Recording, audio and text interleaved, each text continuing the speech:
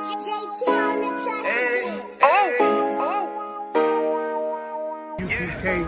we out here in Baltimore, you know what I mean? We was having an amazing food and clothing drive out here, feeding the people, clothing the people, understand, getting love for the brothers and sisters out here. But that was my nigga.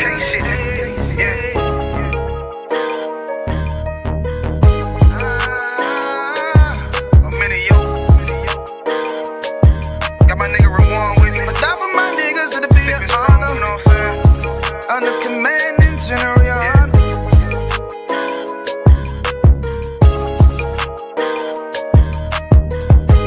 That for my niggas, it'll be an honor and a blessing.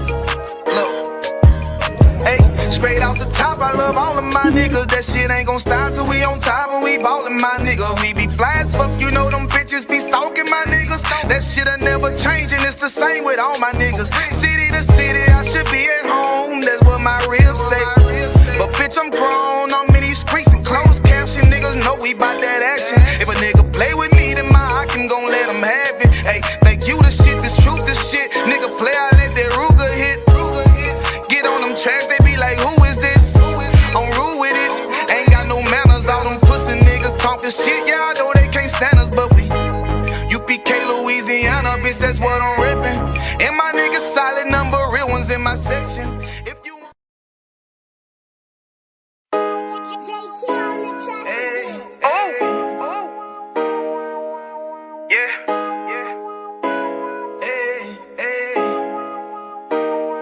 wrong with you, boy? You know what time it is, nigga. Better watch how you step in, yeah. But that was my nigga.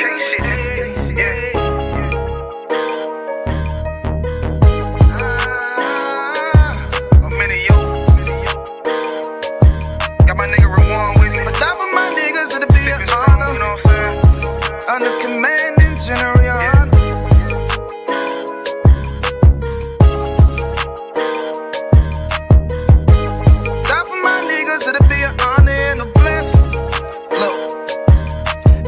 Straight off the top, I love all of my niggas. That shit ain't gon' stop till we on top and we ballin', my nigga. We be fly as fuck, you know them bitches be stalking my niggas. That shit'll never change and it's the same with all my niggas. City to city, I should be at home. That's what my ribs say. But bitch, I'm grown, I'm in these streets and closed caption. Niggas know we bout that action. If a nigga play with me, then my Hakim gon' let him have it. Hey, think you the shit, this truth, this shit. Nigga play, I let that Ruger hit. Get on them tracks, they be like, who is this? I'm rude with it, ain't got no manners. All them pussy niggas talkin' shit, yeah, I know they can't stand us, but we U.P.K, Louisiana, bitch, that's what I'm reppin'. And my niggas solid, number real ones in my section. If you wanna get down, put your boots on, start steppin'. Brotherhood is a weapon. Brotherhood is a weapon. Better watch how you steppin', cause brotherhood is a weapon. If I die for my niggas, it'll be an honor and a blessing. Better watch how you steppin', cause brotherhood is a weapon.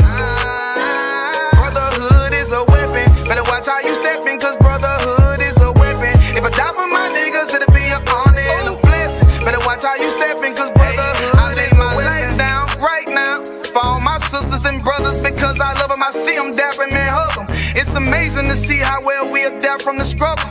Born again from a life of sin, trapped in the gutter. My mind frame was to kill my own kind. Feeling inferior, waking up ready to die. Run with them killers, so it's just a matter of time. For why take your life or let you take mine? That's when I realized the slaves killing slaves, while the white man live to get old. We in them graves, the shit got me feeling played. I opened the Bible, went through them records, found out we was royalty, a nation to be respected. But in this world we rejected, we hated for our complexion. Still fighting to get accepted. We hear the truth and reject it, but love is getting corrected. And all my niggas correct me. The commandments, the foundation we erected. Brotherhood is a weapon. Brotherhood is a weapon. Better watch how you steppin', cause brotherhood is a weapon. If I die for my niggas, it'll be an honor and a blessing. Better watch how you steppin', cause brotherhood is a weapon. Brotherhood is a weapon. Better watch how you steppin', cause brotherhood is a weapon. If I die for my niggas, it'll be an honor and a blessing. Better watch how you steppin', cause brotherhood is a weapon. Hey, hey.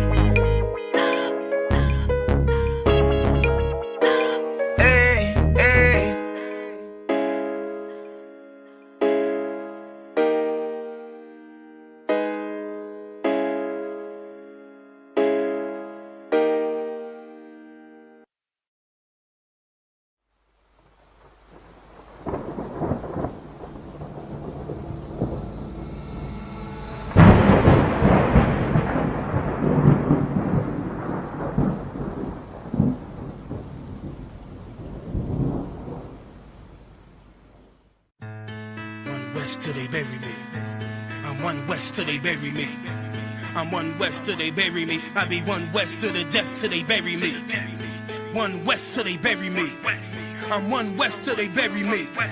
I'm one West till they bury me. I be one West to the death till they bury me. I be one West to the death till they bury me. They ain't scaring me. Rip the soul out of Pharisee. Speaking heresy and get you fucked up apparently. It's like they daring me. I said chill, they ain't hearing me. They ain't listening. Every bar nitroglycerin. Hit your heart, bring it back to start, make you live again. Get them dividends or we start getting ignorant. I be on that soldier shit. I told you shit phenomenal. Nah, but he abdominal. So what you suckers trying to do? Rhyming comical. Guess it's funny until I'm bombing you. Bring apocalypse to them pussy niggas that's popping shit. Team of all-stars, I coach them up like I'm Popovich. Fuck the politics and the lobbyists and apologists. They vagina, so we gon' check them like gynecologists. It's kinda obvious how the situation is ominous. The way I vomit this and regurgitate for the audience. They start applauding this cause the competition is fraudulent. From the era where niggas smoke you up like a parliament. The flow been stupid, shit has gotten retarded since. All the dominance of one West rising to prominent. Cause I be one West to the death till they bury me. I'm one West till they bury me. I be one West to the death till they bury me. I'm one West till they bury me. I be one West to the death till they bury me. I'm one West till they bury me. I be one West to the death till they bury me.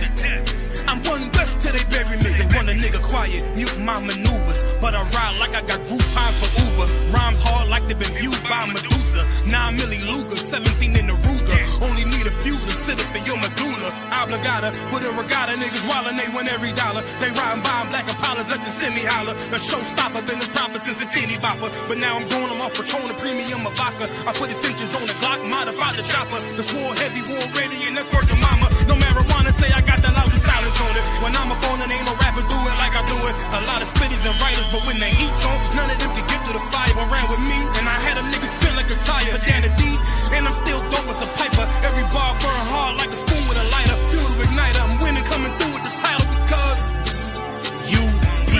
I be one West to the death till they bury me. I'm one West till they bury me. I be one West to the death till they bury me. I'm one West till they bury me. I be one West to the death till they bury me. I'm one West till they bury me. I be one West to the death till they bury me. I'm one West till they bury me.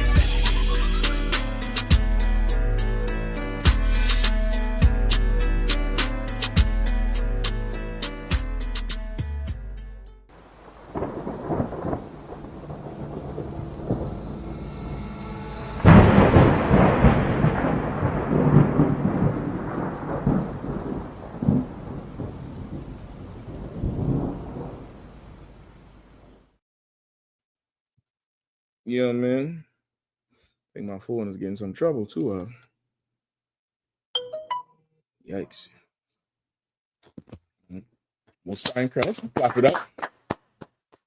Also, don't forget them trays, I think, had to be clear because you use at least, one for sure, 2 if not, all right? Yabashim Shabakathum, Yashimata Bashim Yashai, I.S.U.P.K. DC, Washington, D.C., and the Command and Yahanna Scripture Breakdown class live this Wednesday. Bukwash, I think I might need a little adjustment on the camera, pulling this back. All right. Adjust me up here a little bit. Make sure. All right. You'll type in all your questions. SHALAM. What's going on, Trinidad? Any questions you'll have, you'll type them in. If you're in the room, just raise your hand. Type, ask the question in the room. If you're online, just type the questions in. If you're coming in late, of course, still type your question in. Also type the your name. Well, of course, your name gonna be there, but it's more so your city, like where you asking from. That way I could, that way I could pair you up with the proper number for your zone, so you could go down to the class in your zone and get it. You know what I mean? We also have a call-in number. Hold on, Bakwash. Let me see. Boom.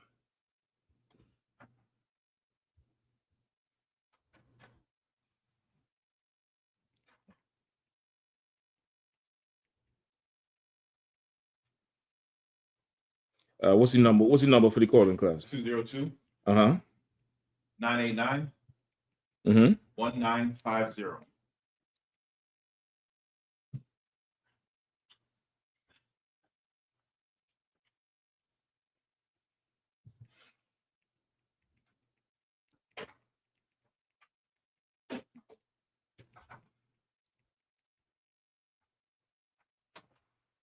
All right, 202-989-1950. That's the number to the class.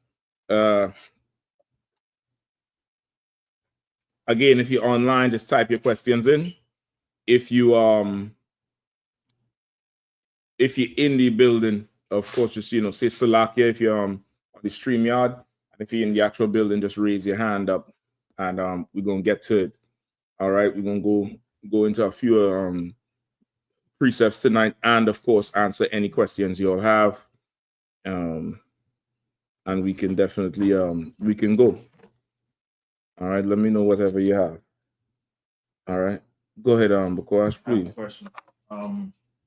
It's about men and long hair. Christians like to use this verse, say that men shouldn't have long or can't have long hair. Mm-hmm. It's 1 Corinthians 11:14. Says, does not even nature itself teach you that if a man have long hair, it is a shame unto him? Okay.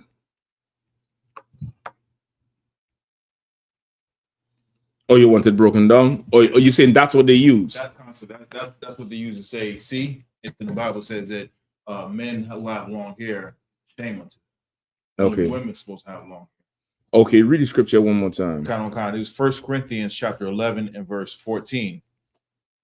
Does not even nature itself teach you that if a man have long hair, it is a shame unto him?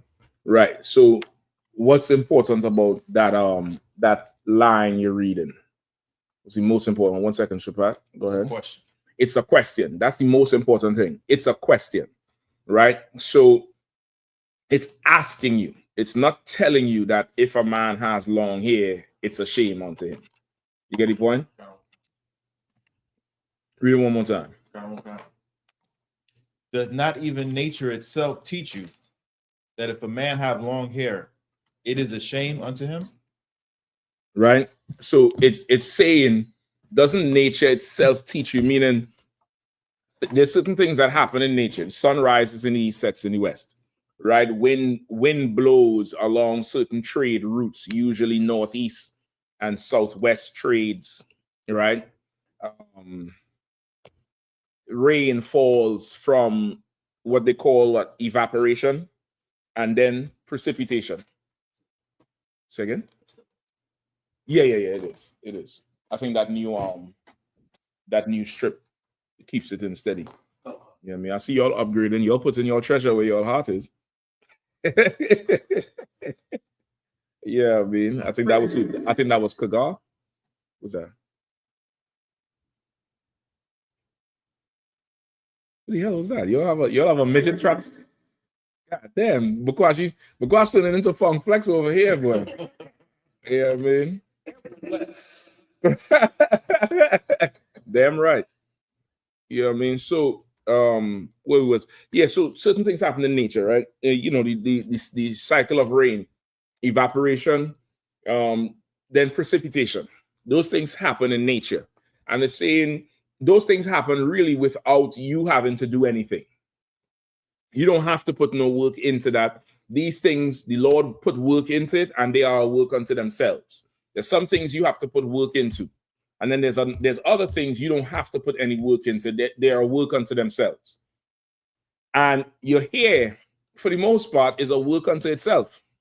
Because if you can't grow hair, there's nothing you can do to make your hair grow.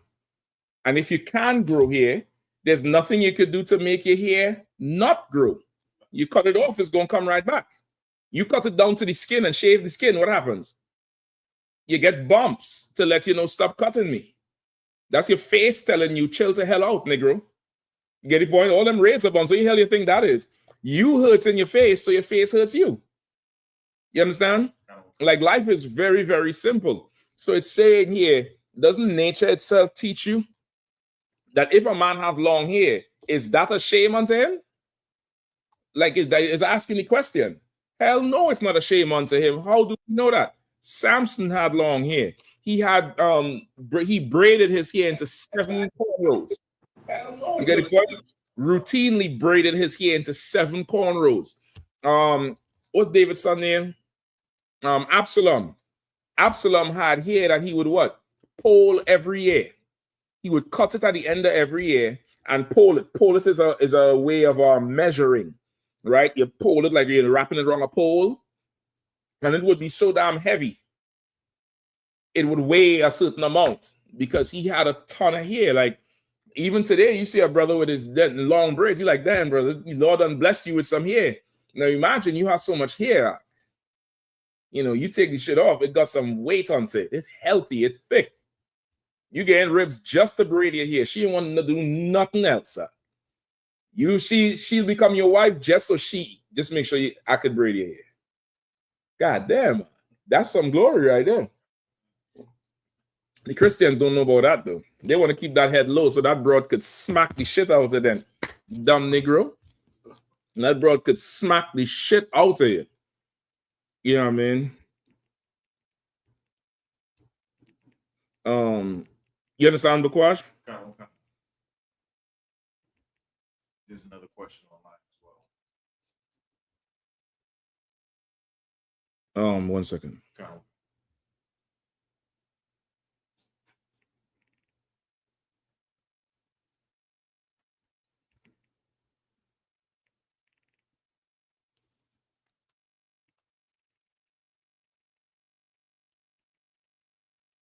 You go ahead.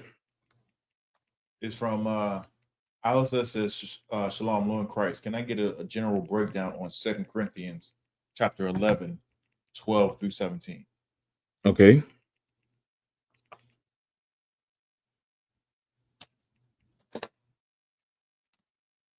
This is 2 Corinthians chapter 11, verse 12.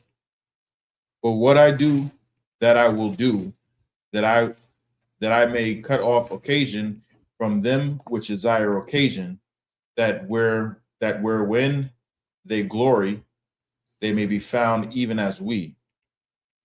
For such are false apostles, deceitful workers, transforming themselves into apostles of Christ. And no marvel, for Satan himself is transformed into an angel of light. Mm-hmm. Therefore, it is no great thing. 1 second. Shakat, it's a little too high. You could cut it back to 1. But no, all right. Mm-hmm. All right. Yeah, to water. I definitely intend to I definitely intend to blaze up tonight. I know it's not 4:20, but I'll be late. But I'm about to blaze it up. I'm about to, they don't say chief no more. You don't remember that thing. You're chiefing. You just in the car chiefing. Yeah, I'm about to chief up in here. Don't worry about it. I'm about to get it in. All right, say it again. Verse 15. Therefore, it is no great thing if his ministers also. No. Start from the top. And he said he wants a breakdown on this. Kind of general breakdown. Okay. Damn, what's going on with my phone, man? Whenever you're ready. This is 2 Corinthians 11, 12 through 17. But what I do, that I will do, that I may cut off occasion from them which desire occasion, that wherein they glory, they may be found even as we. For such as false apostles, deceitful workers, transforming themselves into apostles of Christ. And no marvel, for Satan himself is transformed into an angel of light. Therefore, it is no great thing if his ministers also be transformed as the ministers of righteousness, whose end shall be according to their works. I say again, let no man think me a fool, if otherwise, yet as a fool receive me, that I may boast myself a little.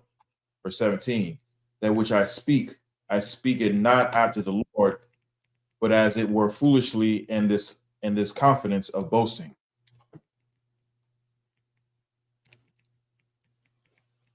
Okay, let's go again. Let's go again from the start of that one. All right. Give me where he at again? 2 Corinthians chapter 11, starting at verse 12.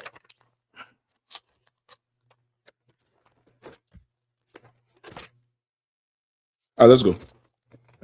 2 Corinthians 11 and 12. Mm-hmm. But what I do, that I will do, that I may cut off occasion from them which desire occasion, that wherein they glory, that may be bound. It's like that may be found even as we. Verse 13. For such are false apostles, deceitful workers, transforming themselves into apostles of Christ.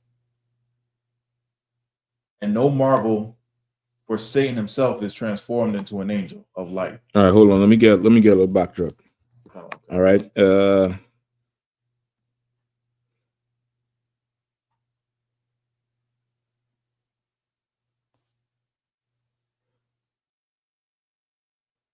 Okay, give me from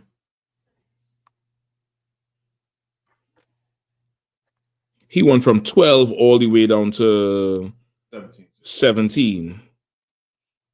You might need to read from before just to get the whole context of it. All right. Go ahead. Let's you could start at 1. Let's read it down. All right, just to get the context of it. And he wants just a general breakdown on this. All right. General breakdown. No sweat. Is 2 Corinthians 11. Would to God would to God ye could bear with me a little in my folly, and indeed bear with me. For I am jealous over you with godly jealousy. For I have espoused you to one husband, that I may present you as a chaste virgin to Christ. Verse 3. But I fear. All right. So everybody understand that what he's saying there? Kind of. Break it down for me. He's saying I basically gave you one husband, and I have a jealous godly jealousy, and you're supposed to only be with one husband. I espouse you to Christ, and you're supposed to be serve no other gods. It's hard, right? It's difficult. It's a little difficult. And there's only one reason why the New Testament appears to be more difficult, right? And it's because we all come from that Christian church. Somehow, once certain language gets, said, a certain, statement or certain statements get said or read out, the church, their doctrine, their wisdom, their understanding starts to resurface in your mind. That's just really what it is. But without the church, you'll be able to read this pure in mind. You get the point? Pure in mind. And that's just how your brain works. Your brain works based on how you thought from the past. You get the point? Which is why be transformed by the renewal of your mind. Your mind has to be renewed. And I'm not saying your mind is not renewed, but it's sometimes with the New Testament, it can get to the point where it's like, hold up, what is this saying again? You got to read it again and get it back. A good thing to do for anybody is annotate your Bible. Get a good highlighter, whichever color you want, and a very fine ballpoint pen, not the wet ink pen that will block, but a very fine ballpoint pen so you could make some notes. Make little notes in there, because those things help keep your mind on the track. Like a train on a train track, you don't want to get derailed now and start thinking how you was thinking before, right? The Bible says just one thing all through and through, but it's man's will and understanding and desire that changes what it says, right? In terms of not what's written, but what people understand, right? So let's so lucky, again, what I can't text no more and speak up. I'm there because I'm there. Pretty soon I'm gonna be yelling at people on the crosswalk. Yeah, yes, it's just good. That's just gonna be it. I'm gonna be yelling at people on the crosswalk, and it's not gonna be too wild. All right. Let's bear with me.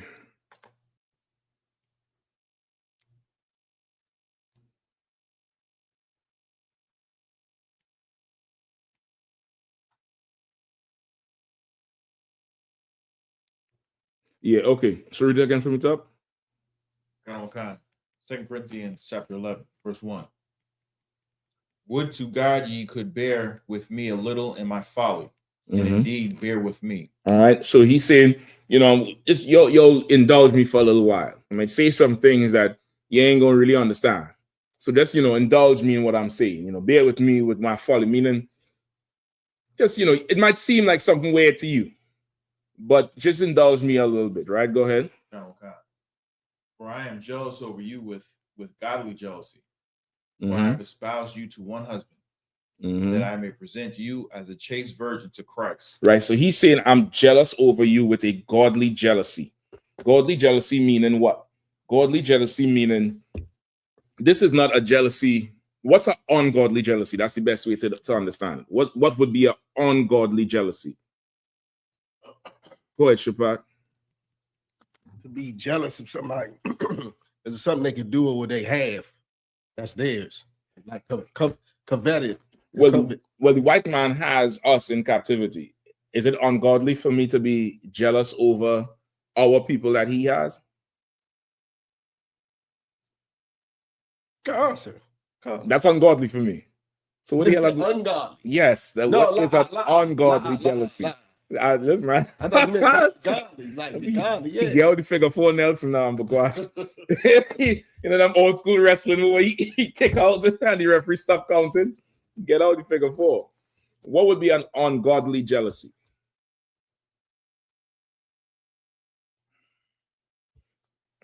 Very simple. So that wasn't ungodly jealousy. No. Somebody having something and you want it. No.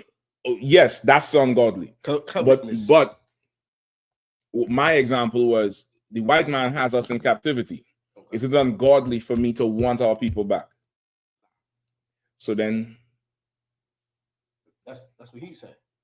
But what you saying from what I said is the same thing. The white man has us in captivity.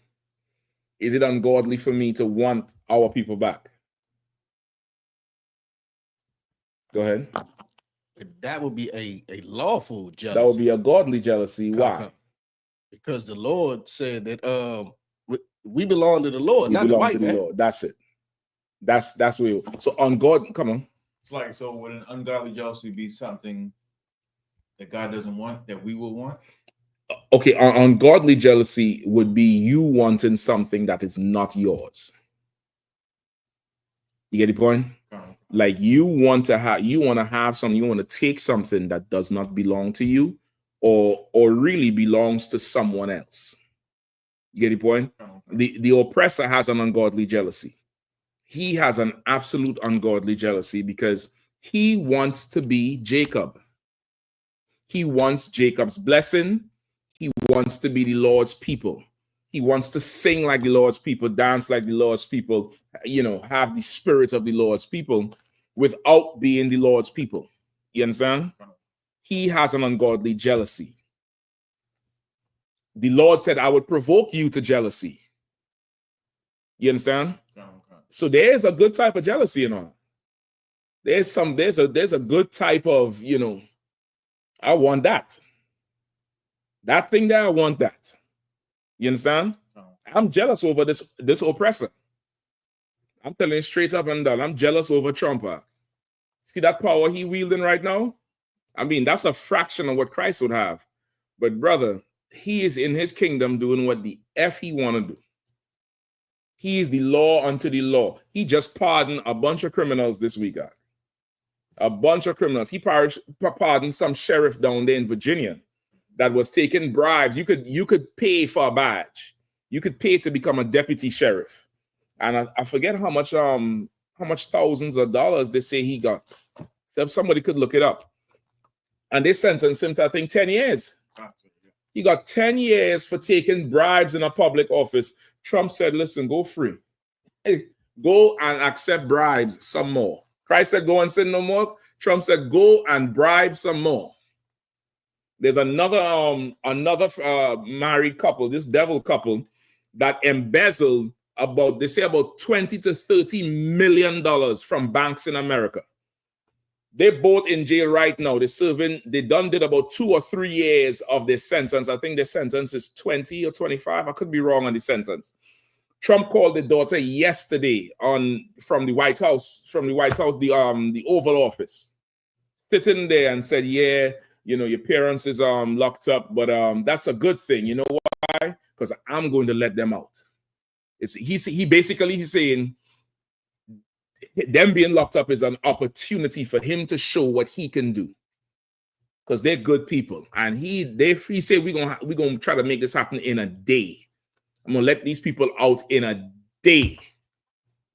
Meanwhile, like you take up one of them Twizzlers or cigarellos from the 7-Eleven, like your whole face on the front door of the 7-Eleven.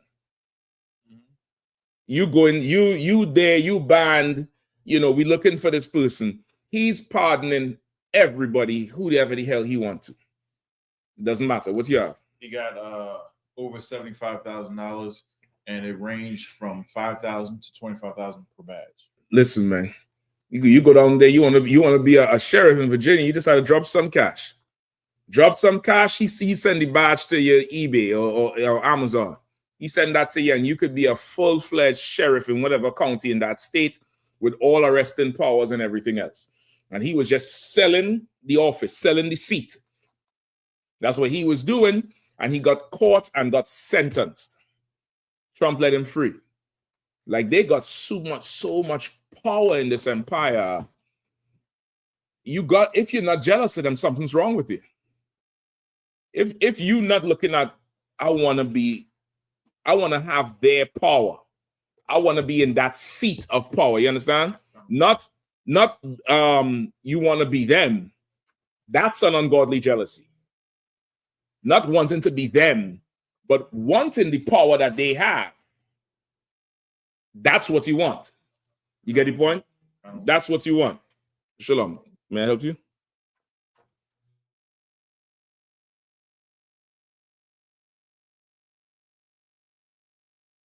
I told you you're a lunatic.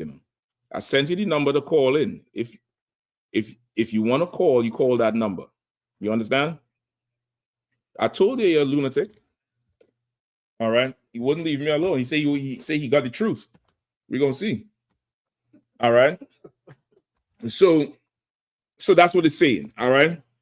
We keep going. And he said, no, because he's jealous over us, meaning he was on a mission to bring us back to the Lord. That's all he wanted. He wanted to return Israel to the Lord. And he was super zealous about it. And, you know, with envy, like, he see us serving in Rome, serving in Corinth, serving in Galatia. And he wants us to serve the Lord like we serve Corinth.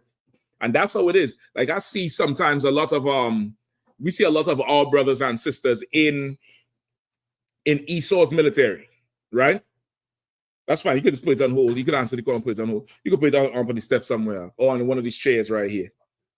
It might be too big. You just put it on one of the chairs right there. That's the word. Right there is fine. Right?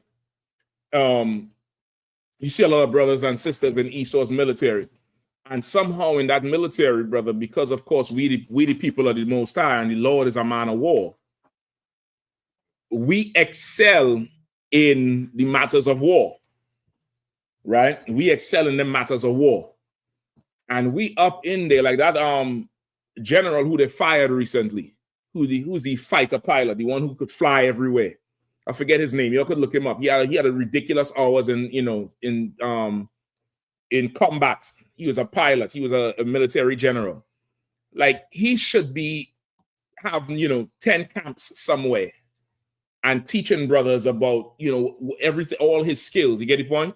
He should not be giving his skills to Esau. He shouldn't be in there. And that's the type of jealousy we should have. You get the point? Like, you seeing Trump cutting damn near every government department budget down, and really is the have-nots, us at the bottom, who is going to suffer. What should happen is all our professionals should be jealous over us. All our dentists should come and open up dentist offices in the lower communities. We shouldn't be up you know, in the DC area where you Northwest, DuPont Circle, Bethesda. We shouldn't be up there cleaning them devil's teeth and making sure they don't got cavities. We should come now and enrich our neighborhoods. All our accountants, all our teachers, all our doctors. We should be jealous over our people like I'm only going to serve mine. And that's how the oppressor is over his. He's jealous over his people. He can't stand to see his people not give to their own. You understand? That's how we should be. Right? Keep going. Verse 3. Mm-hmm.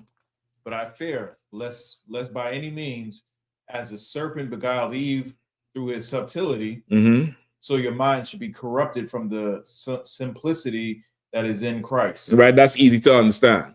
Right? He's saying, you know, he watching for, you know, Satan coming in and stealing you away from the Lord and trying to, you know, seduce you away from the Lord or deceive you, because that's what happened with Eve. Keep going. Verse 4.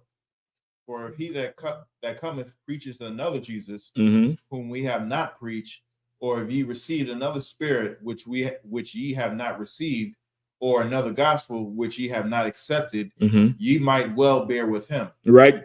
Because if he's saying, if I, you know, raise you all right and teach you all this thing how it's supposed to be, somebody else gonna come and give you a doctrine that you could believe and give you something, a quote unquote gospel that sound good, and you might listen to that fool. And that's what happened with, you know, your fake Israelites. You get the point? They come with something that appear like this, but it's not the truth. It's not the truth. It got some shalom on it. It's wrapped in some fringes. You know what I mean? It got, you know, a little sprinkle of the white man is the devil, nothing heavy.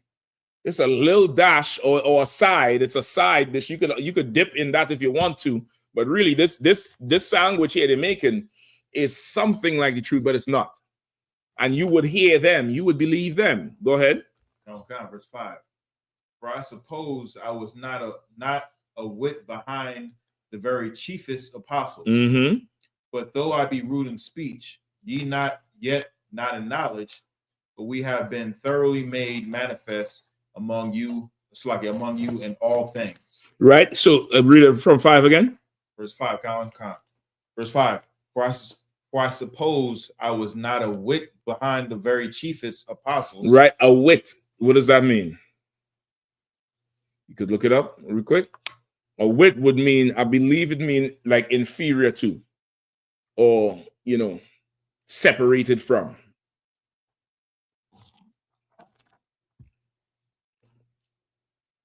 You got it? Wit, the smallest part or particle imaginable. Right? So like a small part or inferior to. You get the point? Or separated from, meaning I wasn't, you know, far removed from those chief men. Right? Go ahead. Verse 6. But though I be rude in speech, yet not in knowledge. Mm-hmm. But we have been thoroughly made manifest among you in all things. Mm-hmm. I be rude in speech, that's self-explanatory. I might say some shit that might offend you.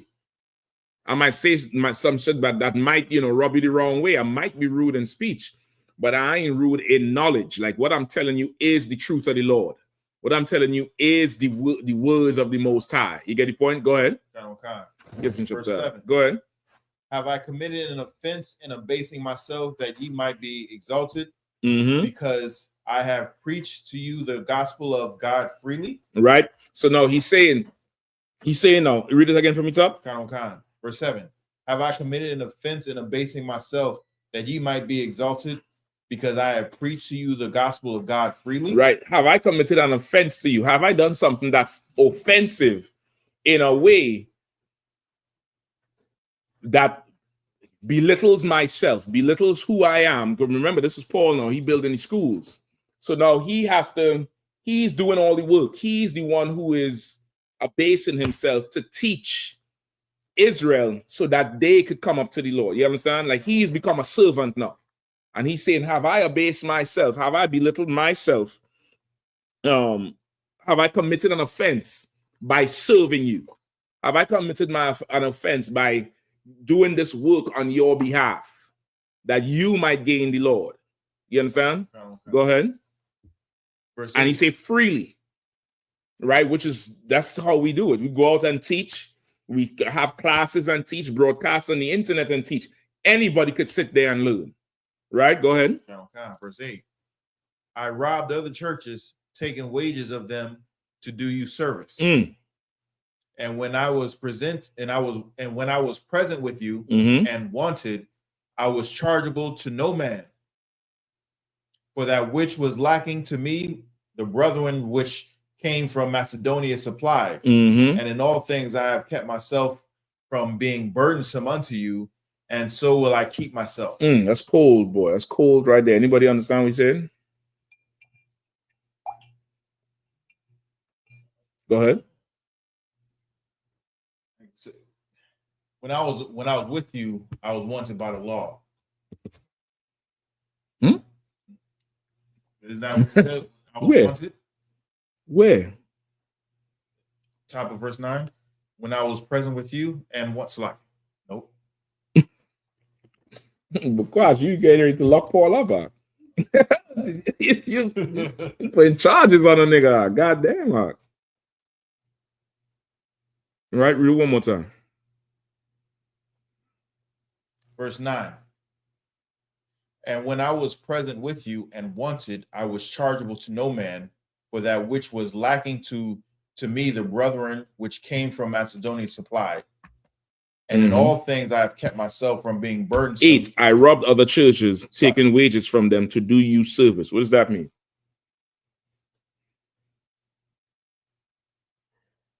Is saying he was taking resources from other places, other schools, so they can build this one spot. And why he described it as I robbed them? Something they needed, or Yeah, talking in mic, so everybody in. is it something that the other schools needed, or he just took it? No, it's saying, it's like saying you have 2 plants. Imagine you have 2 plants, and normally you would have 2 bottles to water the plants, but this plant don't have no bottle. This plant would use the water, and you take water from here and you water over here. It's like saying I'm taking from them, and they not going to benefit from me taking from them. So it's like a robbery. It's like I'm taking something that they're not getting back. You could take something and use it right here, and they'll benefit from whatever is being taken. You get the point? But this thing, I'm moving these resources, and it's not like it's going to benefit them. Like, is he saying that because those schools that he was taken from were stronger and can do without? It doesn't say that. You could infer that, but it doesn't say that part. It's the decision somebody who's in charge makes. It's just a decision somebody who's in charge makes. You're a parent, sometimes you make that decision.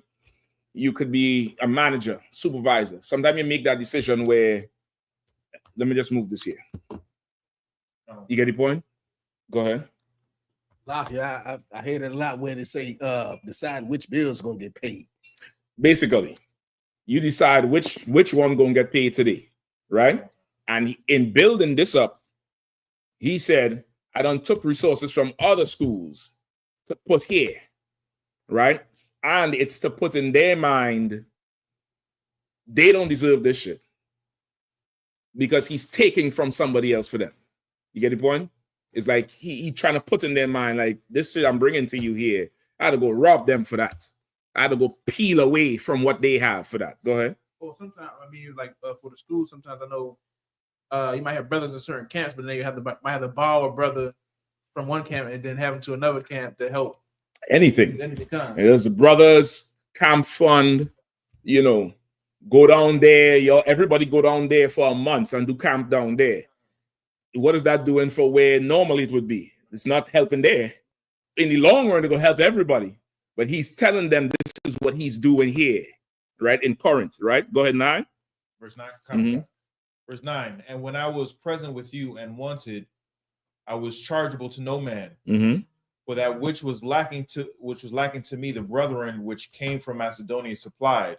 And in all things I have kept myself. Say that, read it one more time. Verse 9. And when I was present with you and wanted, I was chargeable to no man. So when I was present with you and wanted, I was chargeable to no man. Like no man could charge me with anything to say that what? I took your stuff. Read on. For that which was lacking to me, the brethren which came from Macedonia supplied. The Macedonia school supplied anything I needed. Go ahead. And in all things I have kept myself from being burdensome unto you. And so will I keep myself. Right? And he's laying it out to them. Like, I've brought stuff to you. I ain't take nothing from you. And if while I was with you, anything I needed, the school in Macedonia, they handled that thing. I've not been a burden unto you. So this was going on here. Everything is for your benefit now. Nobody done took nothing from you. Go ahead. Verse 10.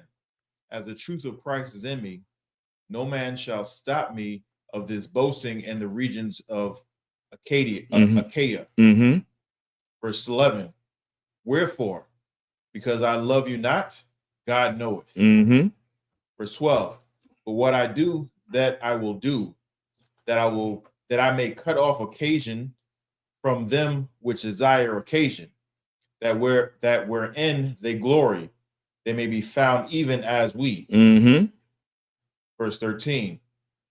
For such are false apostles, deceitful workers, transforming themselves into the apostles of Christ. Right. So now you get it as he's running it down. He's running down everything he did and what he did not do, and he did not become a burden to the school. He did not take from them.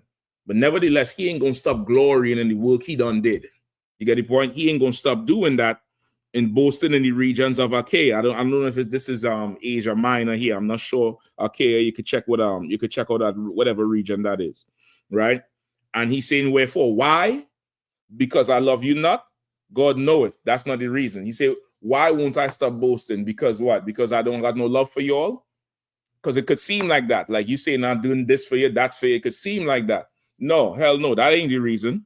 But what I do, that I will do, that I may cut off occasion from them which desire occasion, that wherein they glory, they may be found even as we. He said, what I do, I'm doing it for the occasion, for them who seeking an occasion to act like they've been doing the fucking work I've been doing.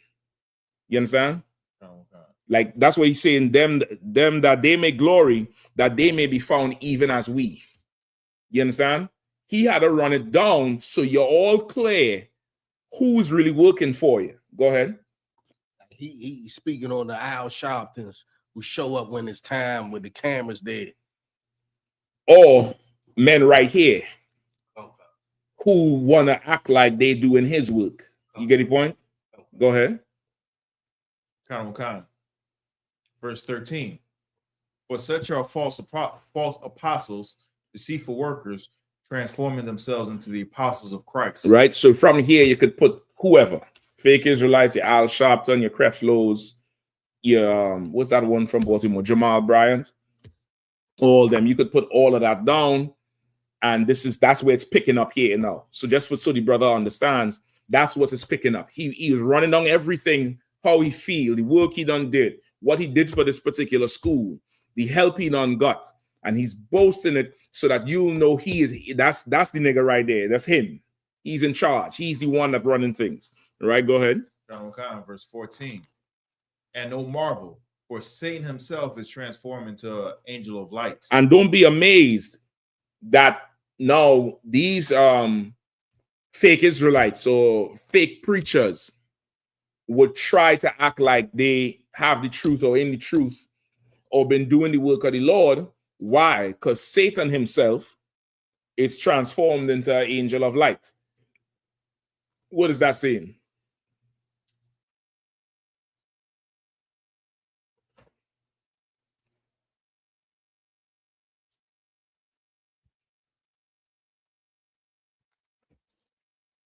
It's saying, oh, select it. Go ahead. Go ahead. It's just saying, pass the other mic to the sister. All right, it's just saying, like, don't marvel, like, don't be surprised, or don't, if you see like certain groups or certain fake apostles, don't be amazed by them, because even Satan can turn himself into, it's like, for even Satan himself has transferred himself to an angel of light. So don't be amazed by these false apostles because even they can be Satan. Okay, what does it mean for Satan himself is transformed into an angel of light? Satan can transform himself to make him into something that looks attractive or pretty or something that you want. Okay. Bring it to today. How would you say it today? Today, you got pastors that look like they're doing good, or out-shoppings or fake Israelite groups that look like they have the truth and look like they're doing something strong, but really they're not. They're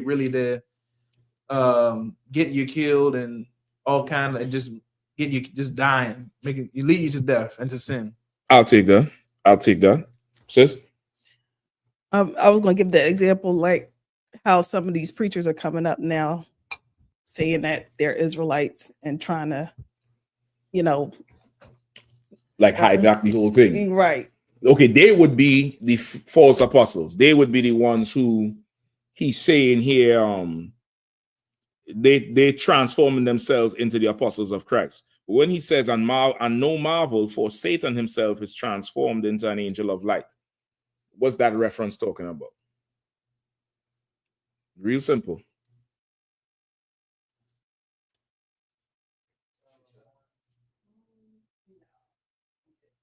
So, I was thinking angel of light. I was gonna say something in the morning, but that's Lucifer. But I would say Esau, or like living good, living rich. Esau himself, who is the devil, who is everything evil and everything against the Most High, he managed to make himself the angel of light. He managed to make himself the first of everything. He managed to make himself in charge of everything. He's the end all and be all of everything. He somehow managed to do it, even though he is the devil. Like Trump is the president of the world. He's the king of the planet Earth. And he's a felon.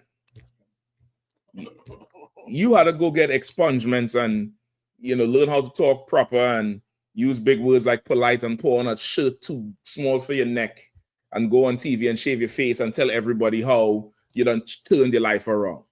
This nigga just going and being the president, taking jets, talking shit about people, pardoning criminals.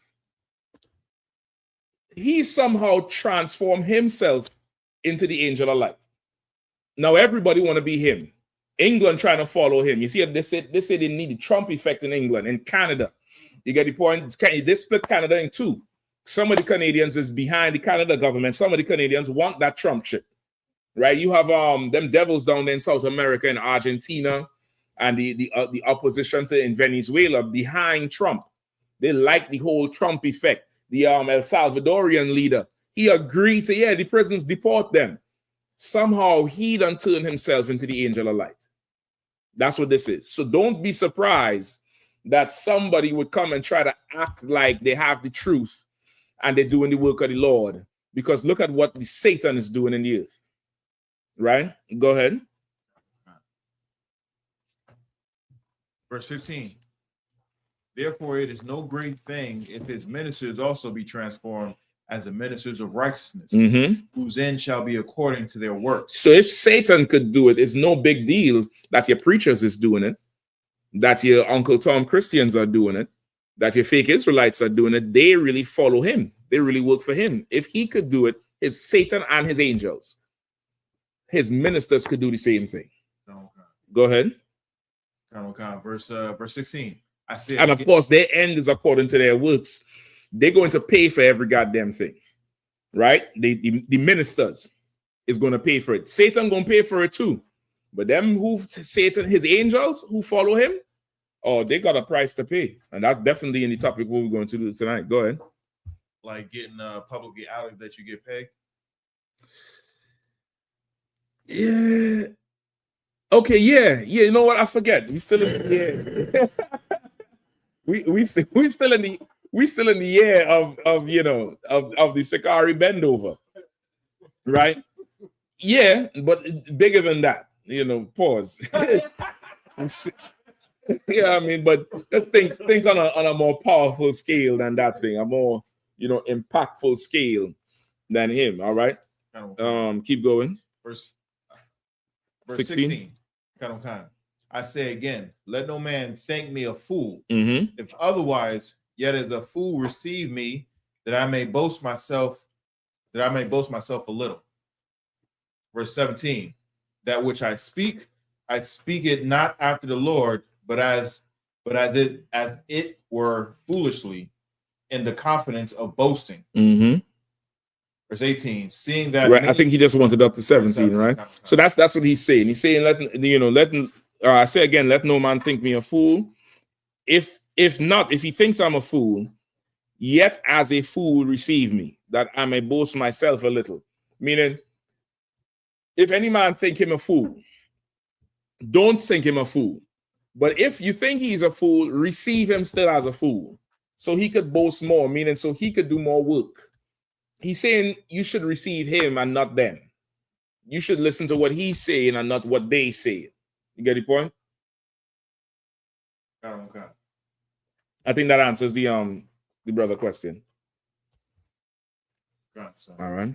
On the lunatic called, but he hung up. Yeah, he sent me long texts. He's mad as shit. Yeah, I don't know what I don't really want to entertain him at this point.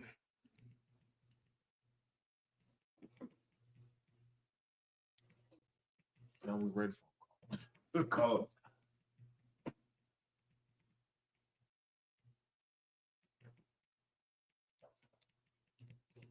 He's just high. Yeah, I ain't sweating him off.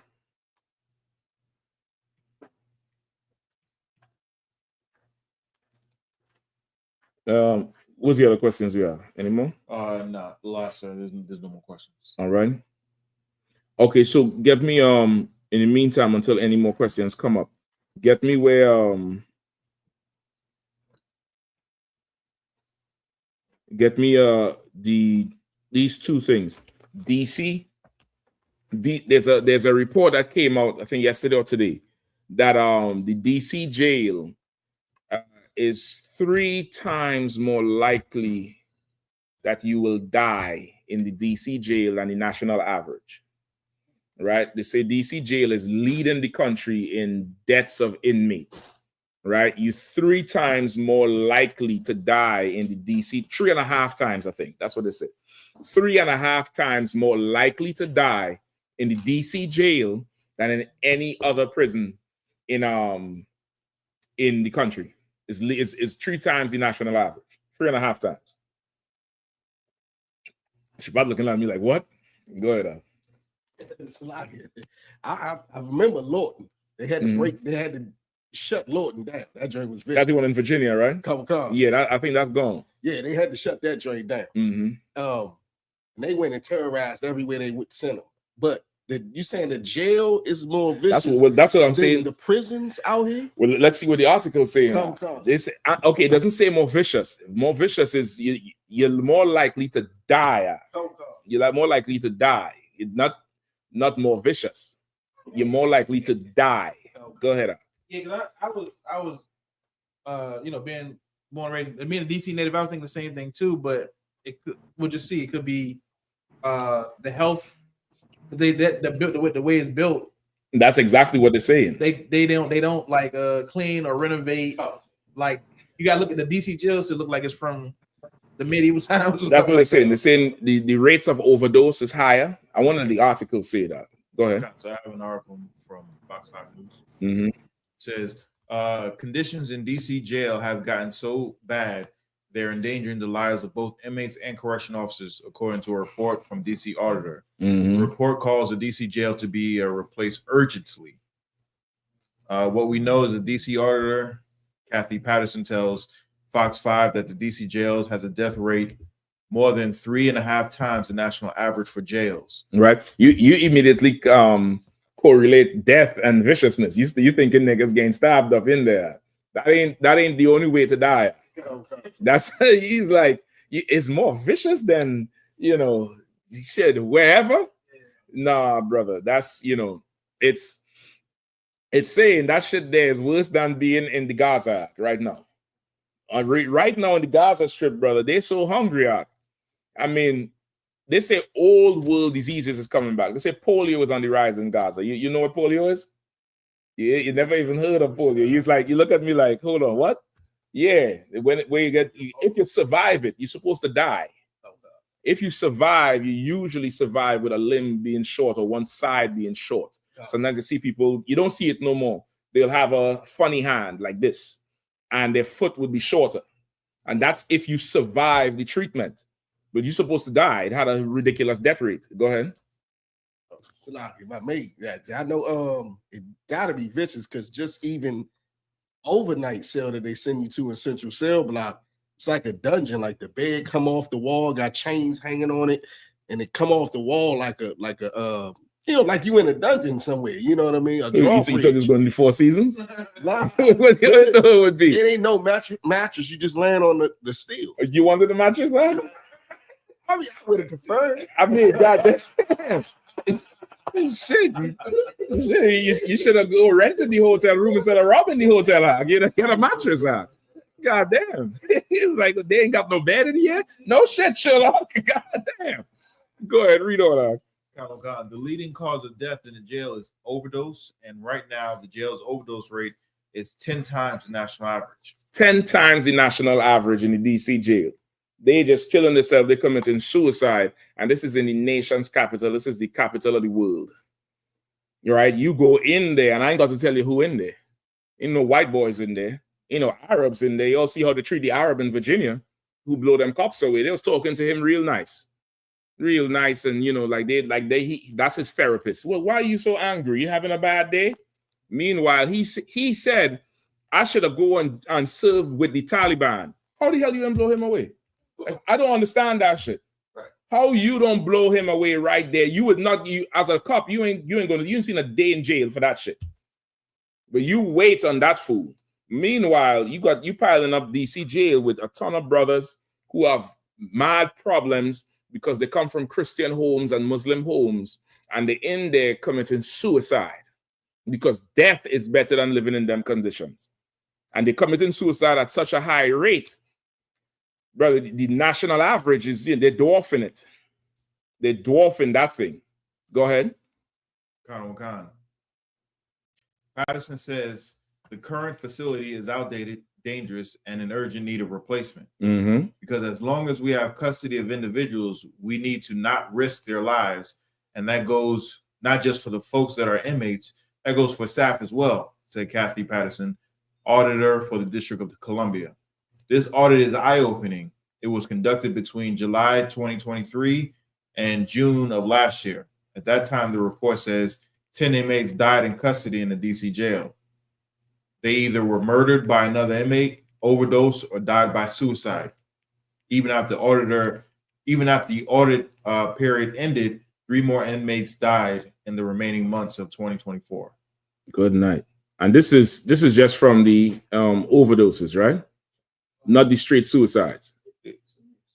Yeah, concert. Read it again. This audit is eye-opening. It conducted between July 2023 and June of last year. And that time, the report says 10 inmates died in custody at the DC jail. They were murdered by another. They were either murdered by another inmate, Mm-hmm. overdosed, or died by suicide. Mm-hmm. Even after the audit period ended, 3 more inmates died in the remaining months of 2024. Mm-hmm. So even after they did their review of the whole prison, since then 3 more inmates died. Go ahead. Patterson was also critical of Bowser's administration's oversight of the DC Department of Corrections. One, we need a new jail. We need a new facility that can be safe, but there's also needs to be greater attention by the administration to how things are actually working inside the Department of Corrections, said Patterson. Mm-hmm. The report also said the investigation found deteriorating infrastructure. The DC Department of Corrections failed to maintain consistently clean, hygienic, and safe conditions and did not adequately control parasites, vermin, and mold, and failed to maintain consistent healthy temperatures in both jail facilities. Crazy. It's wild. So now skip down to what they say they want to do. Did they say what they want to do with the jail?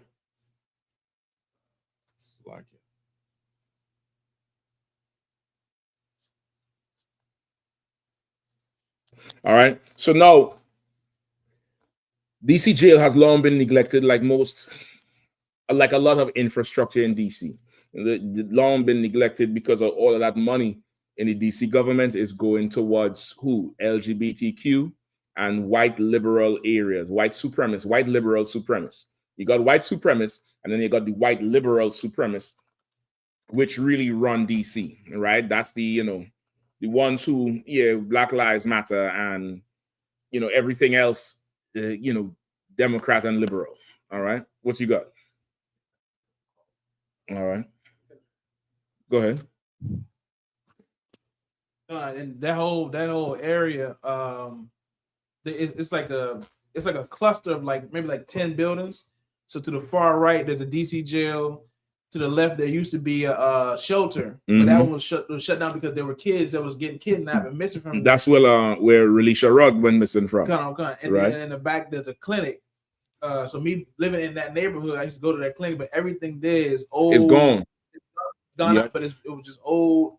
That whole thing needs to be knocked down. Now they knocked down some and turned into condos, into restaurants. The front part. See, the front line is restaurants for I.S.U.P.K. and not Trump I.S.U.P.K, but them white liberal I.S.U.P.K.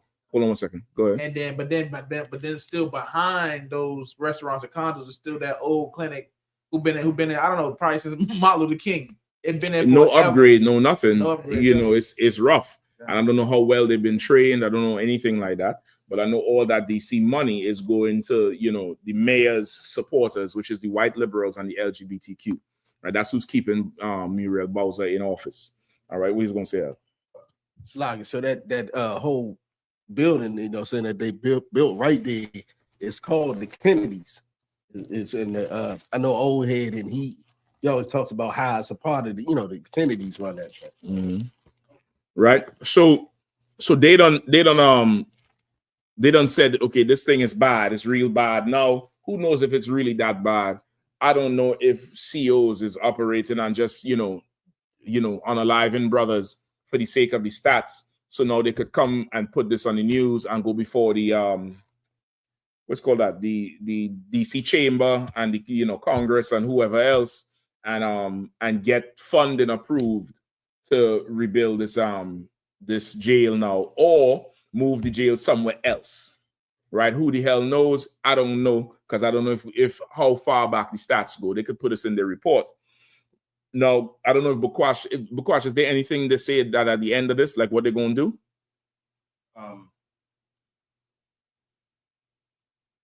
No? Okay, look up something Donaldson.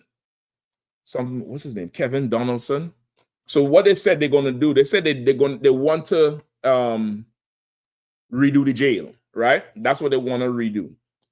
But they expect to redo the jail is going to cost them $1.1 billion to redo this jail, to rebuild the whole thing and make it what it should be. So nobody going to commit suicide no more. It's going to be less likely that they could bring drugs in. And it's going to be in a way where the inmates are going to be more safe from other inmates. It's going to cost $1.1 billion.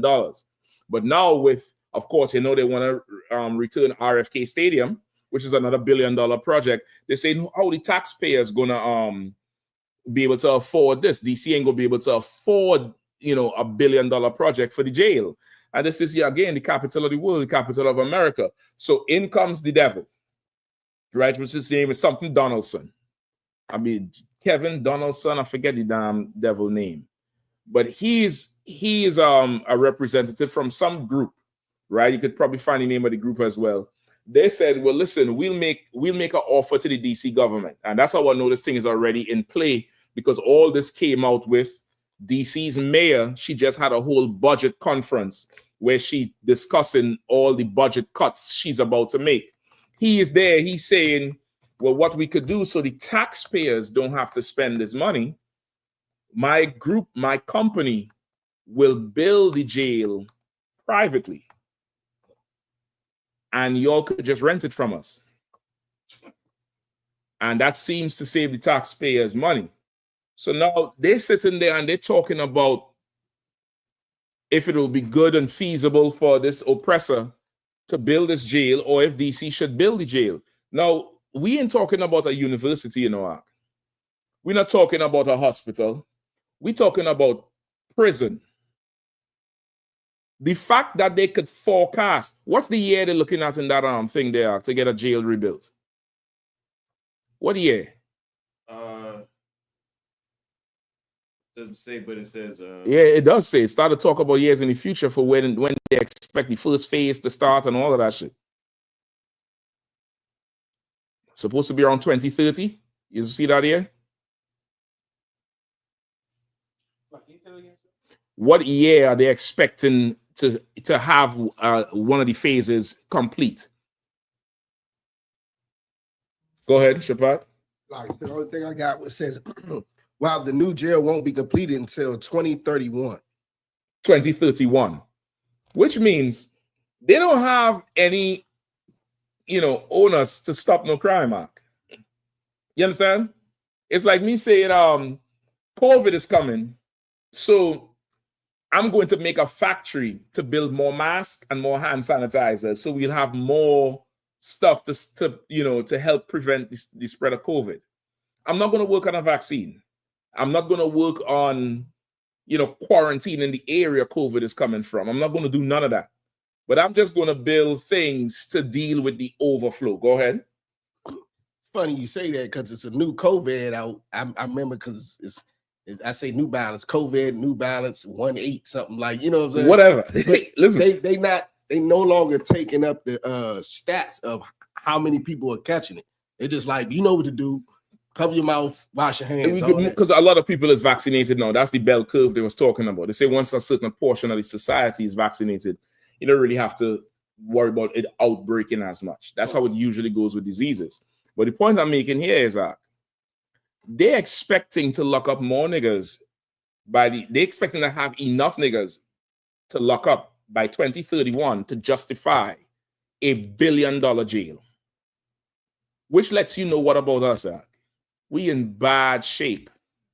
Like our lifestyle is a whole economy for these people. Like these people, like this devil came in there and said he's willing to spend $1 billion so that DC government pays rent in his building. He said he'll build the jail so the taxpayers don't got to spend the money. You don't have to use taxpayer money. I'll build the building, you just rent it from me. In other words, our crime, our lawless life is a commodity they could bargain. It's profitable for them. They make money off of it, but we get nothing but a jail cellar. We get nothing but the pointy end of a shank. We get nothing but more drugs than you could, take. You get high till you're dead, suicide. Like that's what we getting. What they're getting is an industrial. And that's a very, very rough place to be. Like that is a rough place to be. Even in the Gaza, ain't nobody capitalizing on that shit. They're trying to not feed them. They're trying to not get food trucks in there. They're trying to not get no aid in there. They're trying to cut the money off from going in. They over here budgeting on us. It's ridiculous. It's absolutely ridiculous the extent to which we turned our backs from the Lord in a way that makes them money. It makes them rich. It makes like 2031 from now is what? 6 years? Okay. What's the age that they consider adult for DC? For somebody who's a child, like somebody who commits a crime. When do they stop sending you to the youth center and sending you to the jail? So 18. So right now, they are building a prison for somebody who's 11 or 12. And they know that at 11 or 12, I'm going to build you a bed in 2031. That's going to be part of $1 billion. I could forecast that. Now you see why we out on the street screaming and yelling the way we yelling. Because they behind closed doors cutting $1 billion deals for our people. billion-dollar deals that's going to make them rich. DC government going to pay this devil rent. That's if they go through with the plan, but he proposed it. Going to pay them rent. And on top of that, you in there, if you're doing time, you know, you doing free labor or labor that's next to nothing for some industry, whether it's, you know, uniforms or pajamas or license plates, whatever. You understand what I'm saying? We in an absolute bad place. Give me Isaiah 42 and 20.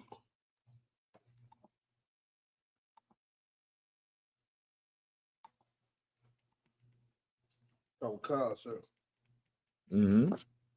Isaiah chapter 40. Go ahead. I think it's 22, but go ahead. Oh, God, sir. The book of Isaiah chapter 42, verse 20. Mm-hmm. Sing many things, but thou observest not. Mm-hmm. Opening the ears, but he heareth not. That's every Christian preacher. That's every black politician. That's every supporter of Kamala and Biden and every black supporter of Trump and Vance. Like, you seeing, but you don't see. Your ears open, but you ain't really hearing what the hell is going on. Black people are absolutely destroyed in this place, and they want us destroyed because it's profitable for them. It makes them a profit. It's a business for them. Keep going. Of course. The Lord is well pleased for his righteousness' sake. Say it again. The Lord is well pleased for his righteousness' sake. Go ahead. He will magnify the law and make it honorable. Right, and the Lord is well pleased for his righteousness' sake. The Lord is well pleased for the sake of the Israelite school of I.S.U.P.K. Right. He gonna magnify this house because, brother, what we do on the streets, this is why they hate us so much. This is why they say, you know, go get a job. God is love. What you're preaching is hate. Because what we say on the street makes sure brothers and sisters don't go to jail. And if brothers and sisters don't go to prison and don't call 911 for some stupid domestic issue and don't raise these badass kids that making the truancy driver, the van driver rich because he got to drive your kids to school. If it is we don't do that, they get rich. They have a whole economy behind our dysfunction. That's why the Lord had to magnify this place. Go ahead. Okay. But this is a people robbed and spoiled. Say it again. But this is a people robbed and spoiled. Say it one more time. But this is a people robbed and spoiled. Like Trump in the same week, say he attacked the Section 8, he attacked the SNAP, he attacked with his big beautiful bill, he attacked the tax breaks and the funding that would fund certain aspects of your medical care, certain aspects of your health care. He done attack that in the same week that they're saying we're going to build more prisons. Like, an oppressor rather spend $1 billion to oppress you than $1 billion to make you not have to depend on him. Like, he wants you dependent on him, but we're in a way that you could be a slave. You understand? You could be dependent on him where you don't have no rights. He could work you till you die.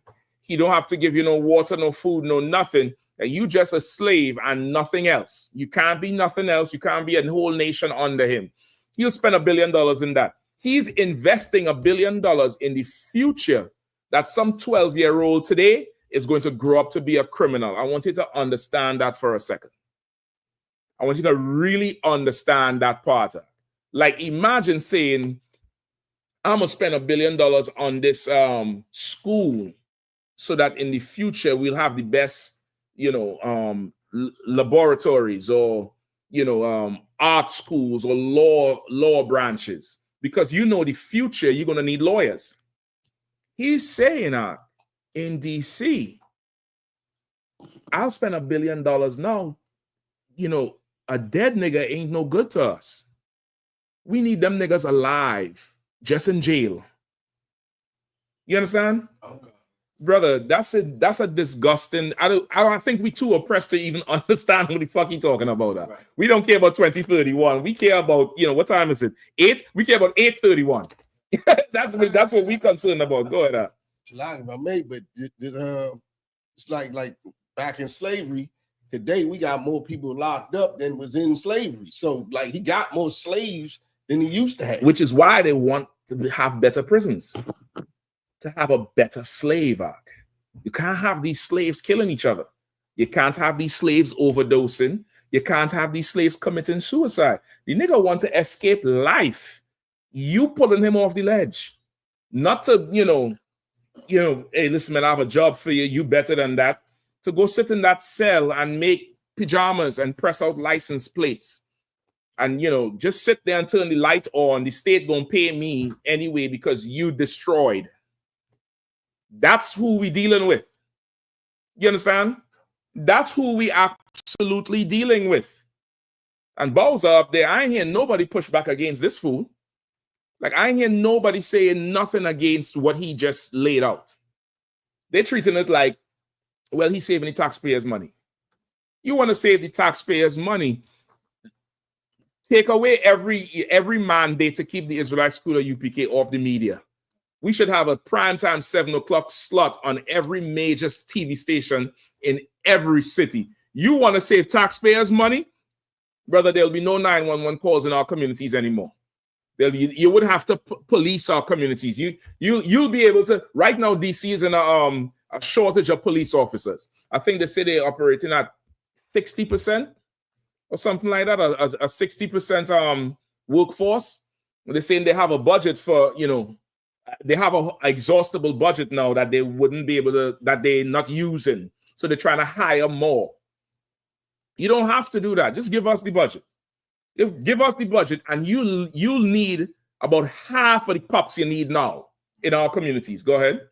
Shalagi, my man, they know because I remember y'all saying before that the officers that's we might tell them we coming out there that Saturday. Mm-hmm. Let y'all know that whenever we're out there, crime is down and it's still populated just like any other day. But when we're out there, crime is down. Brother, anybody who listens to us for 5 minutes with a pure intention, a pure mind, you listening to it for what it is. It's like somebody who drinking water because they're thirsty. That's the one I mean, like a pure mind will know that Black people need the Israelite School and UPK. That's what we need as a people. I told you, I ain't gonna Mathaya. You all know Mathaya, right? Mathaya had a family member that was helping us look for, certain things that we needed for the school. And this family member is a Christian. I'm talking about every Sunday big hat Christian. And this family member said, I don't believe in nothing y'all say, nothing y'all do. But I know my nephew, and I know how he changed. And if y'all is the reason he is how he is, I'll do whatever y'all need me to do. God damn, because you sick. Because I nearly pulled the 12 days out from under here. I was like, hold up, they're coming in now. God damn, because you gotta warn me. Shit, I told you I'm getting older. Shit, I'm about to slide down in the seat slowly. But I'm trying to tell you, like that there is, that's the spirit of the Lord. That's the truth. And that's what DC needs. That's what every city in every state needs. The Israelite School of UPK. America like to talk about, what does it say? Black fatigue? You got black fatigue, devil? Call the Israelite School of UPK. If you tired of niggas, call us. We'll come in there. We'll handle all of that. We'll handle everything. Listen, we'll make this thing so much that you'll be begging for niggas to sin again.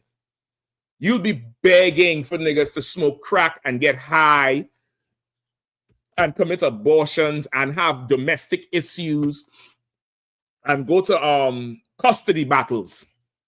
Going to a custody battle. Imagine that, somebody getting paid for you going to court. Imagine something as little as the lights being on in the court. Somebody's getting paid to put lights on in a room you walk in because you and some woman or you and some man can't be regular and sensible over a child you all got together to create.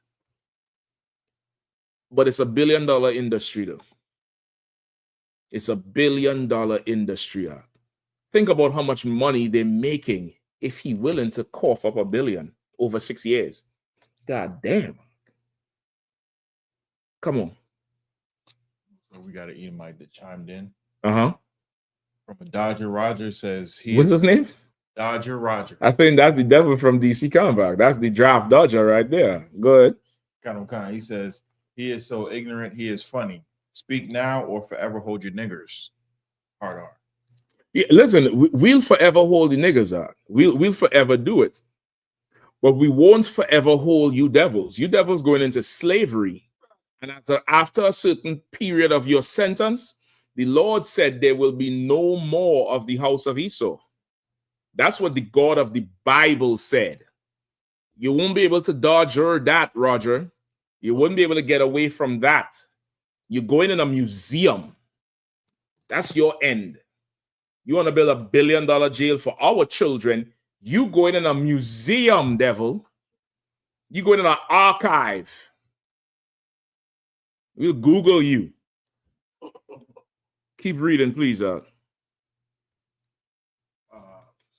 Is that not case? He calling still? Don't be pressed for him, He's an absolute nut. I told him, he called me today. He said, yeah, I have a question.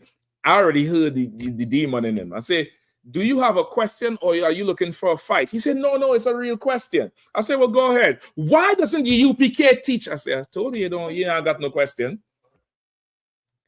He's an absolute nutcase. I say, well, listen, I'm preparing for class now. How about I let you call in the class later on and then you could tell me what you think. He said, you going to let me talk in front of everybody? I said, yes. He said, so my voice going to be heard by everybody. That's how he talking. I said, I know that's what you want. You're going to get it. I'm trying to be a brother. He said, well, all right, then what's the number? I said, I'll send you the number. And he started to get bugger. I said, you're a nutcase, right? He's like, what do you mean I'm a nutcase? See, how you going to call me a nutcase? He sent me how much messages so far? This nigga sending me pictures and shit now. I ain't opening it. I'll show you. It's still red, just in case you don't think it. But there's 5 on red, and I done replied to about 3 before. He's going crazy. He's an absolute nutcase. I just need to know who give him a number, because goddamn, vet these fools, brother. G's and H's. Vet him. Please. Shit. They'll just call. Listen, he on medication and on whatever government assistance. He ain't got nothing but time to dial. And it ain't like the old school phones where you hang up and that to dial the thing. He just had to push a button. He got energy for that shit, He got a ton of energy for it. He don't know our energy too. I'll deal with that. Go ahead, whoever is reading.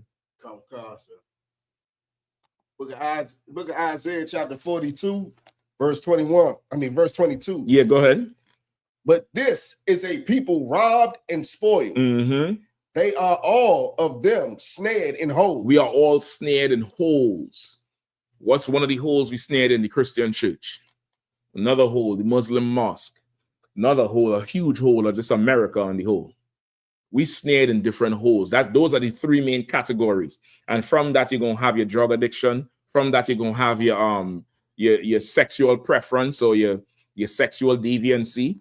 From that, you're gonna have your misgendering or your gender bendering. You're gonna have everything else that affects us in America. You're trans this and you're trans that. It all comes from the Christian church, the Muslim mosque, and America. And we snared, we trapped in that, and we can't come out of it. We can't come out of it. Imagine if some idiot wants to battle over a scripture that he say we don't teach, but he don't know what we teach.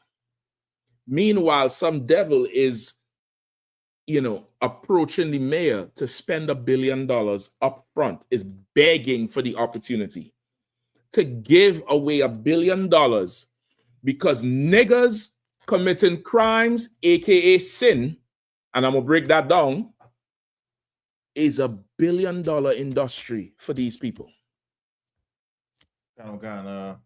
Also, Ward says U.S. is paying El Salvador $6 million to house Venezuelan prisoners. Brother, imagine $6 million. The U.S. done destroy these economies. $6 million is ridiculous. A ridiculous budget for them. This devil spending $1 billion on a city jail. They spend $6 million on a country, paying one country to house the prisoners from another country. You can't tell me the white man is not the devil. Right. Think about what he did to the economies. That $6 million could fund a place way more than what $1 billion would do right here. Just you feel that for a second. And listen, that involves planes taking off and landing. Because how the hell they getting from Venezuela to El Salvador? They're walking? That's jet fuel, maintenance, oil. Google for me how much oil it takes to fill up a plane. Not the gas, oil. God, sir, just to show you the difference between a million and a billion. Come on. A million seconds is 11.5 days. A billion seconds is 31.69 years. You see what I'm talking about? Now you see why they deal with us the way they deal with us. Now you see why it's important for us to go to jail. Now you see why Biden said our children are super predators. Children, you know why? Because if you had a business, let's say you had a take this off, Silak. You're gonna bring Sister Freeze in here. Yatazar gonna call me later. Hey, what's going on? So how you feeling? before you, she was a little cold in that class, so don't make me have to come down there. Yatazar, it's all good, brother. She gonna be right. Like they know. Imagine you had a business. You had you in the NBA. Imagine you had Shaq. Those of you who old enough to remember Shaq. A lot of people don't understand. Shaquille O'Neal was probably just as major as Michael Jordan in that era. Shaquille O'Neal was, a monster in the NBA. He was a phenomenon. It was something. He was a big man's big man. But at that time, Shaq was it. He was so dominant. Imagine signing Shaq later on when he gets to the Suns versus you get him at 17. What would you prefer? 17. That's prison. That's why children are super predators. It's like a seed, or you want to get it young so it could grow in this industry and we could maximize profit. Now you know why we on the street screaming our lungs out. Now you know why we out there and we battling some devil and we believe in a book nobody believes in, and why we dress how we dress, walk how we walk, talk how we talk. We staunch against certain things. We're not taking part in your holidays. We don't compromise. We don't want no part of what you have, because we know that's the beginning of you trying now to make sure our children end up in your industries. We understand that thing. It's in our spirit to understand it. Now we hear the dollar value, and that's just one devil in one city. Imagine in other places what they're planning. He's saying 2031, I can have this prison built for you. It's going to cost $1.1 billion. You ain't got to spend a cent. I'll build it for you now. You just rent it from me. Some 12-year-old child right now in a classroom is going to end up in that jail. Unless you're coming to the Israelite school or UPK. Go ahead, Al. So when you said something about the super predators and the kids and whatnot, you know what I'm saying? When they called the super predators, we balked at it. But then we went ahead and made it popular and famous and the way people wanted to do it. What do you mean? By calling it YNs. Now everybody wants to be a YN. Well, again, our culture, they envy us of that. Our culture is something they cannot do without. Like there would be no future of America without us. There'd be no future of anywhere without us. Our culture is just too rich. It's just too rich to ignore. It's too good. It's like eating a well done, well seasoned steak versus I know you brothers like that Vienna sausage, but shit, Vienna sausage. You get it, boy. Some brothers like it. All right. No, I ain't knocking you. That thing is not, that's not priestly. All right, go ahead, Al. So you said how much oil I put in the 747, and it's 12 gallons of oil in the engine, but to gas it. Nah, can't be 12 gallons. That's got to be more. That's got to be more. That's what it said. Shit, I think it more. And it said it can fly on less 8 to 9. Say again? And it said you can even fly with less 8 to 9 gallons. All right, no sweat. Shit, but go ahead. But to gas it though, it's between 48,400 to 63,636 gallons of gas. 63,000 gallons of gas. All right, that's the figure. The water for looking at the gas and not stuffing at the oil. I sure changed the shit. 63,000 gallons of gas. I don't know what the hell that cost. You got it? Come on now. It's upwards to 60,000 gallons of fuel and costs hundreds of thousands of dollars to fill. So one trip is hundreds of thousands. That's the most expensive Uber Trump ever ordered. To make one trip of prisoners from Venezuela to El Salvador or America to El Salvador is costing a few $100,000. And they're making multiple. Today, Trump said he said he want ICE to up the arrest to 3,000 a day. 3,000 a day they want. He said the arrest rate is going good, but we want more. They say the ICE agents even feeling the pressure. They're saying that the ICE agents is saying they fear that if they don't make the quota, this could be a matter of job security because, of course, they're dealing with Donald Trump, who is master of firing people. So now you see how Kilmar Abrego end up in El Salvador.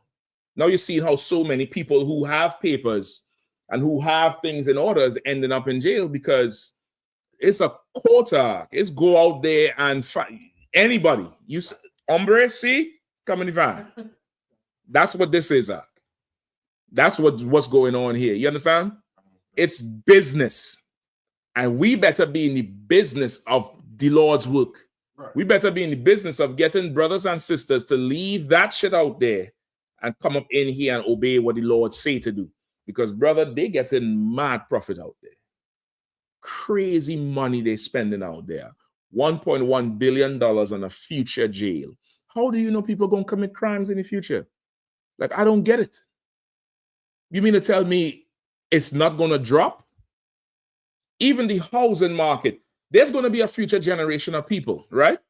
There's going to be a future generation that needs housing. Sometimes things get hard. The housing market slow down. They ain't building no more because things is just rough, right? That ain't stopping with no jail. They said build that damn jail, nigga. Build it. We gonna fill it. How is that the same energy for housing? What, Yahanna? Okay, yeah. Now Go ahead. I had to get the exact number.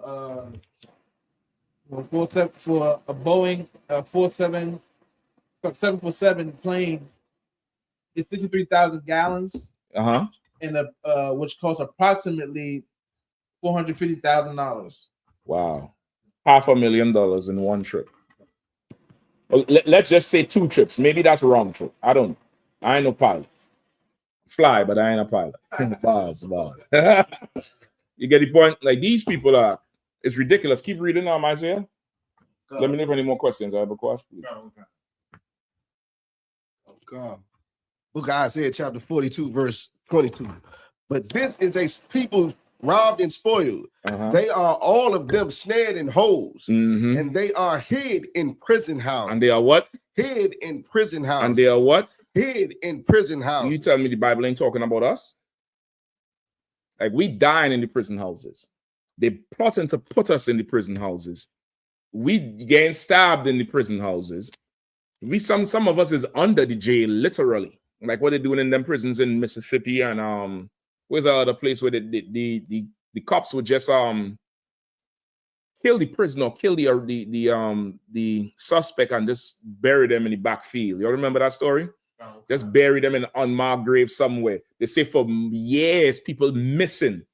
The family going on to the police station, filing missing persons report. Meanwhile, they buried behind some prison somewhere, just in an open field.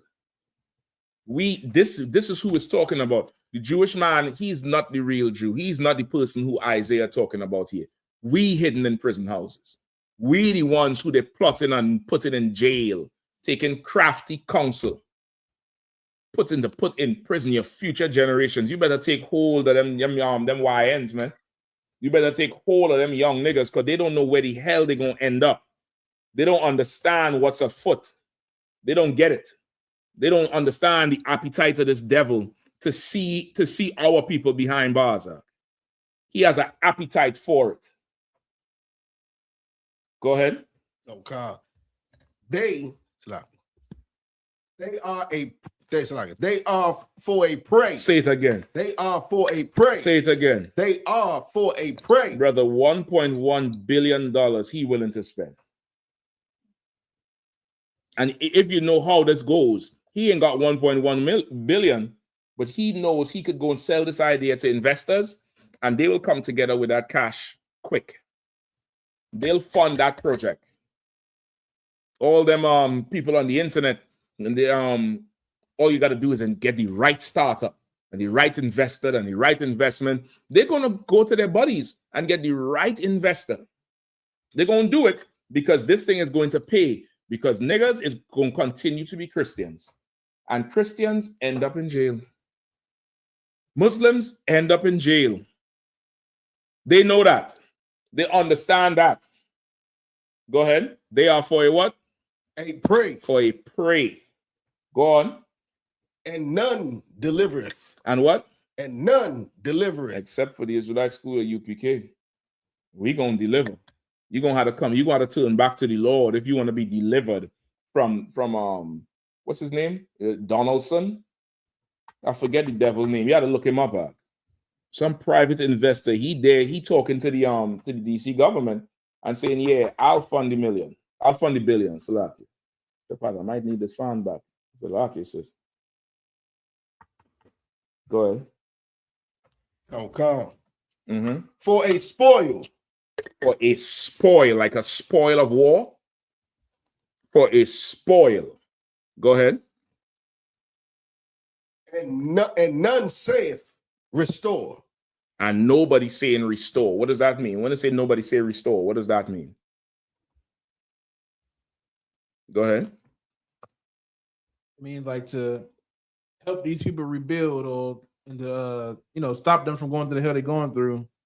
Stop them from like how you saying, like instead of investing $1 billion into prison, let's invest $1 billion into to stop them from going to stop prison. them, programs and things like that. Food and all kind of stuff, housing, all kind of things like that. How could we stop them from going to prison? How could we restore them? How could we take them out of the snare? They're trapped in snares. How could we stop them from being a prey? You understand? And if you understand life, to stop something is usually the opposite. You get the point? If you don't want nobody to be, if you want to stop somebody from being weak, what must you do? Sis?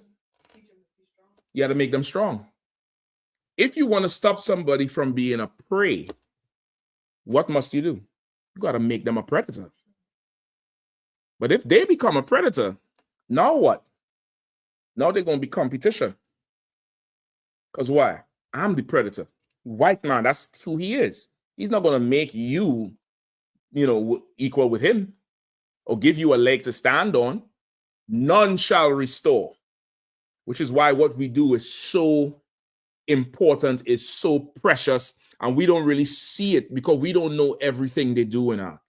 We're not privy to everything they're doing. If we were privy to everything they were doing, brother, this place would be filled out the door.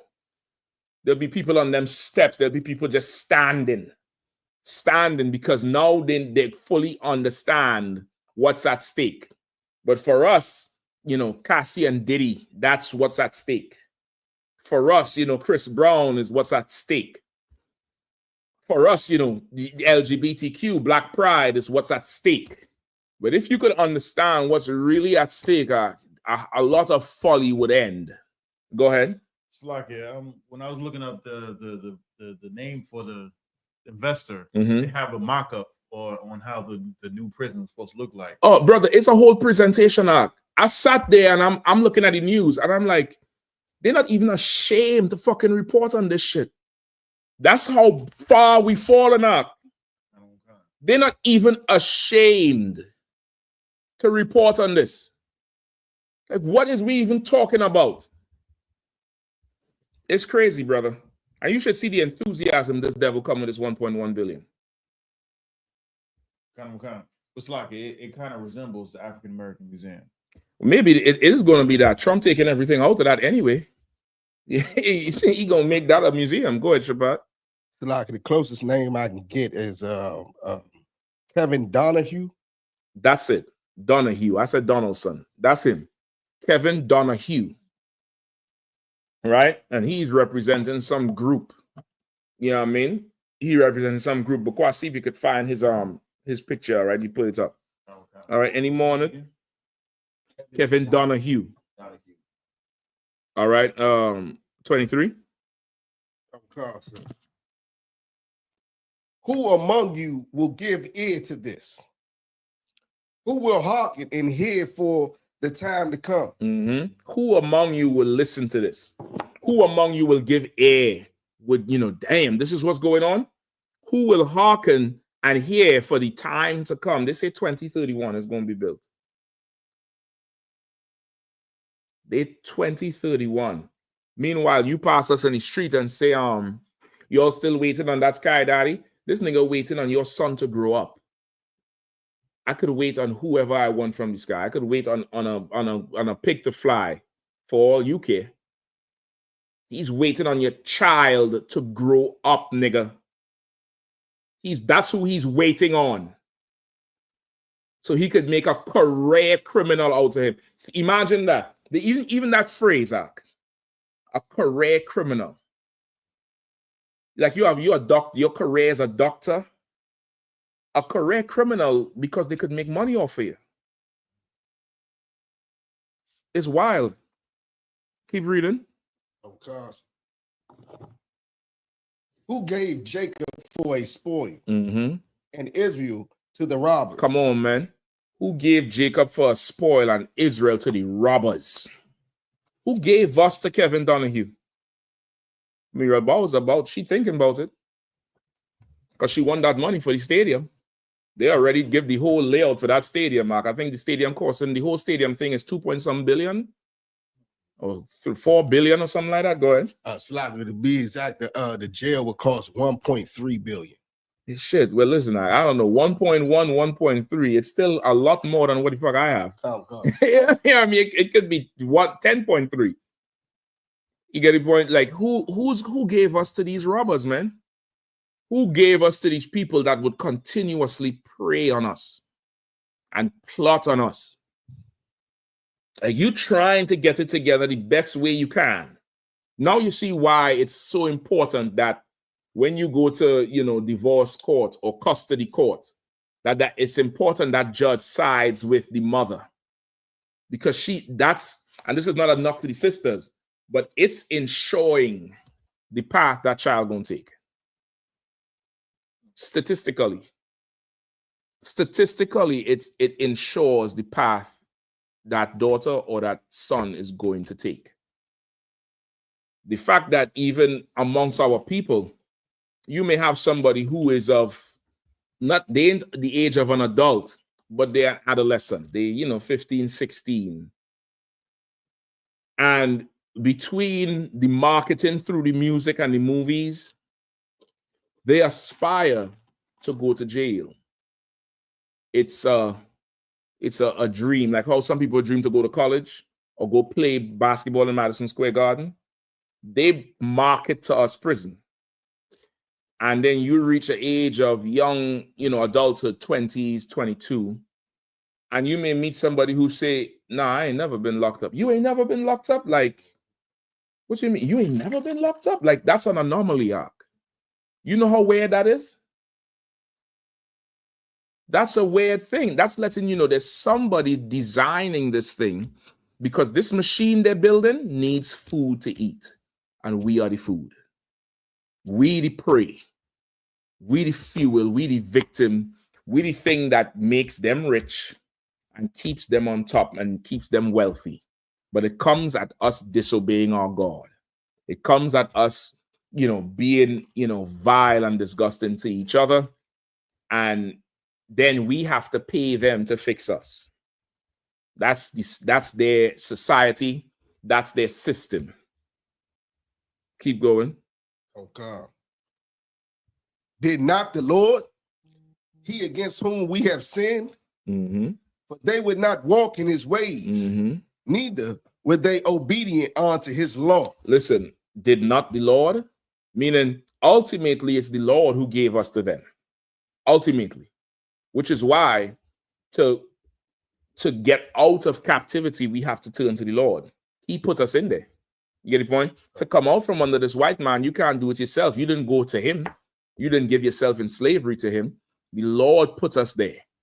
The Lord put us there. And you see, the Lord said in 22, these are people hidden in prison houses. And here it says, for we have sinned. We would not walk in his ways. We were disobedient. We were not obedient to his law.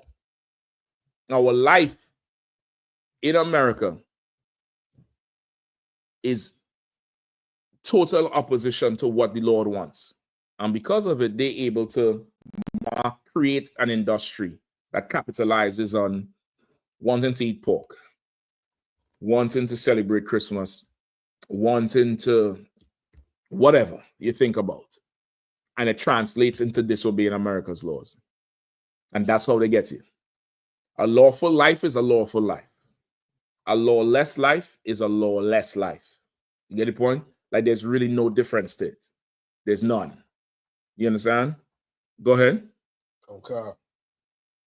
Verse 25. Therefore, he hath poured upon him the fury of his anger and the strength of battle, and it hath set him on fire round about. Yet he knew not, and it burned him.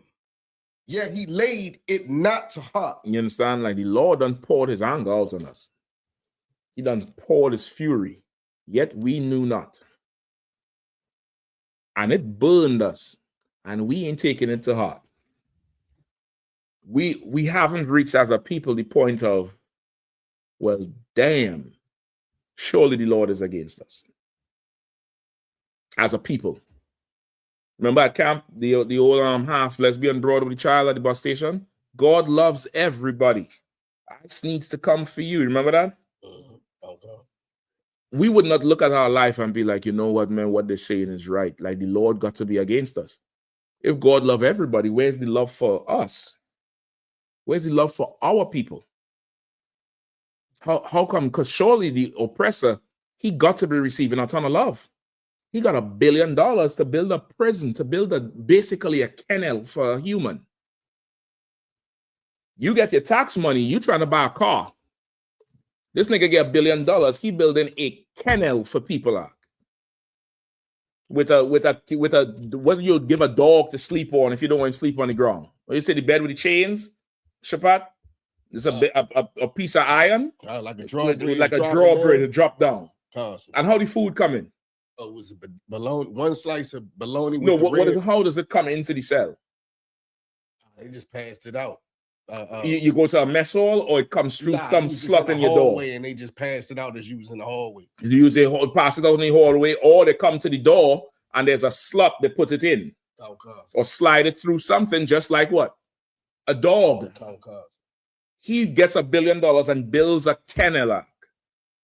We get a little, couple thousand in the refund. We on the lot picking and choosing like we funds with Bentley. No, I don't like the wheels on this one. Give me that one. Listen, we have spread that tax. Spread that tax. You get the point? Like, we're not playing the same game. We're not really taking into heart. Like, maybe the Lord is against us. Maybe the Lord is punishing us. Because our life surely is a punishment. Our life surely is something it's not life. This thing could never be life. We make it life. But this life we live in, I go, God damn, brother, shit. This can't be it. This definitely can't be it.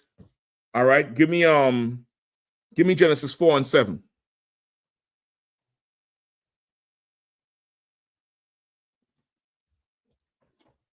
Slucky. Yeah. Junior Jackson says Bone Thugs and Harmony was asked to invest and make music to attract people to crime. See? Shit. I mean, I know how true it is. If the brother knows it for a fact, then shit, that's more proof. That's more proof. And I would definitely wouldn't doubt it, because even all the music, every song that they create, the songs that's more so that would be more wholesome for us as a people, they don't get no play. They don't get that thing that's, okay, yeah, we need more of this for the community. You get the point? Go ahead. It's like, sir, at the last Midwest Fire Weekend, Commander Yahanna gave the Demons lecture.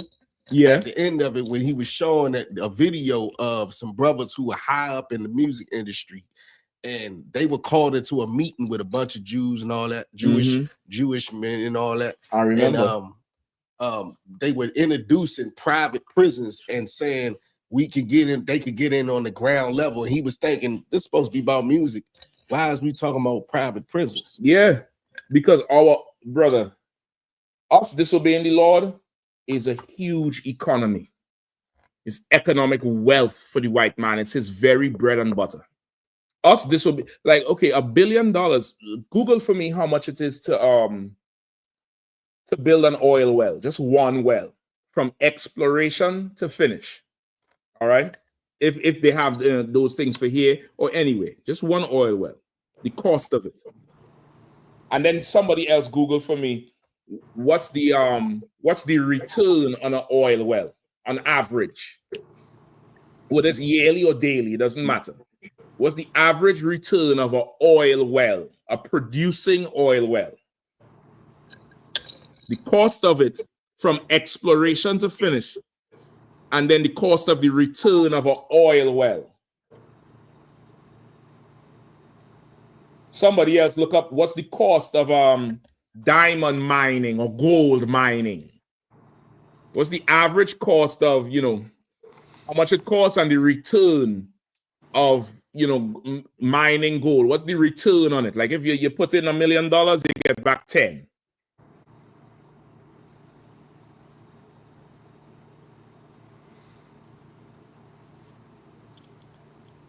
Anything yet? Come on, Shapat. Between 6.6 million and 8.1 million. That's to do what?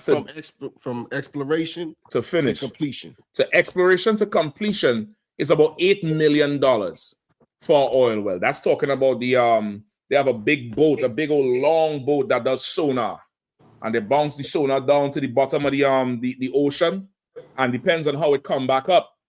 The seismograph, the echo then is letting them know where they could drill. Then they have to start a drill down, and drilling is expensive. And they could drill and hit an air pocket and blow everything out, like you see in them movies where the pipes fly all over the place. They hit air, and that air was under pressure. So when that thing come up, you could die. Or they could hit water and just you drill. You spend all these millions and you hit water. And you could drill right here and hit water or oil. And about 100 feet this way is the gold mine, and you wouldn't know. And then they come up with something called lateral drilling, where you drill over here, then you could have pipes going this way and drilling laterally. So you could drill here, but you pulling from something over here. And for that, $8 million. And what's the return? Who has the return? Go ahead.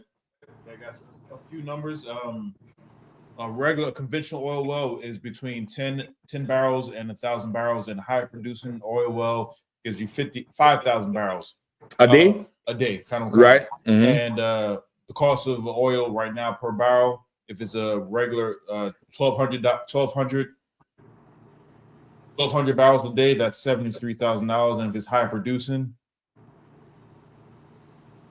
$305,000 a day. Okay, between $75,000 and $300,000 a day. So you can get $300,000 a day from an oil well. Where you spend $8 million on. So let's do $300,000 by 365. 111 million. 111 million if you spend 8 million. How much do you think they're getting for $1.1 billion? Won't it make sense to go just drill wells if you really want to make some money? But they know investing in niggas' destruction is worth more than oil. And they call oil black gold. You being a criminal is way more valuable than what them Saudis, them dancing in. Who have gold or diamond? Anybody have that? Anybody looked it up? You brothers online, you all look up gold or diamond? Maybe we skip that for time's sake. When if you all find it, let me know. Shupat, give me Genesis or whoever reading. Give me Genesis 4 and 7. Oh God, sir. The book of Genesis. Like feel that like $8 million give you 111 million in what?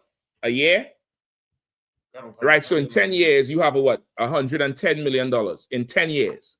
So from an 8 million investment, no, wait, hold on. It's 11 million, right? Or 111 million. It's 111 million. 111 million in 1 year. I thought it sounded like 11 point something million, right? 300,000 by 365. Come on, Bakwash, quickly. Yeah, it's $111 million a year. $111 million a year. So in 10 years, you have what? 1.1 billion. So it take you 10 years to get 1.1 billion. He invested 1.1 billion today. What do you think he gets in? He says 6 years are going to be done. What do you think he gets in a year versus 10 years? You understand the magnitude of our crime? And that's one city. That's one city. Why do you think Trump is, paying for the prisons elsewhere? There's a return, If Trump has a deal with them to pay for the prisons, surely there's a return. Maybe that's where all the cheap labor that he's tariffing China and the Philippines and Taiwan out of.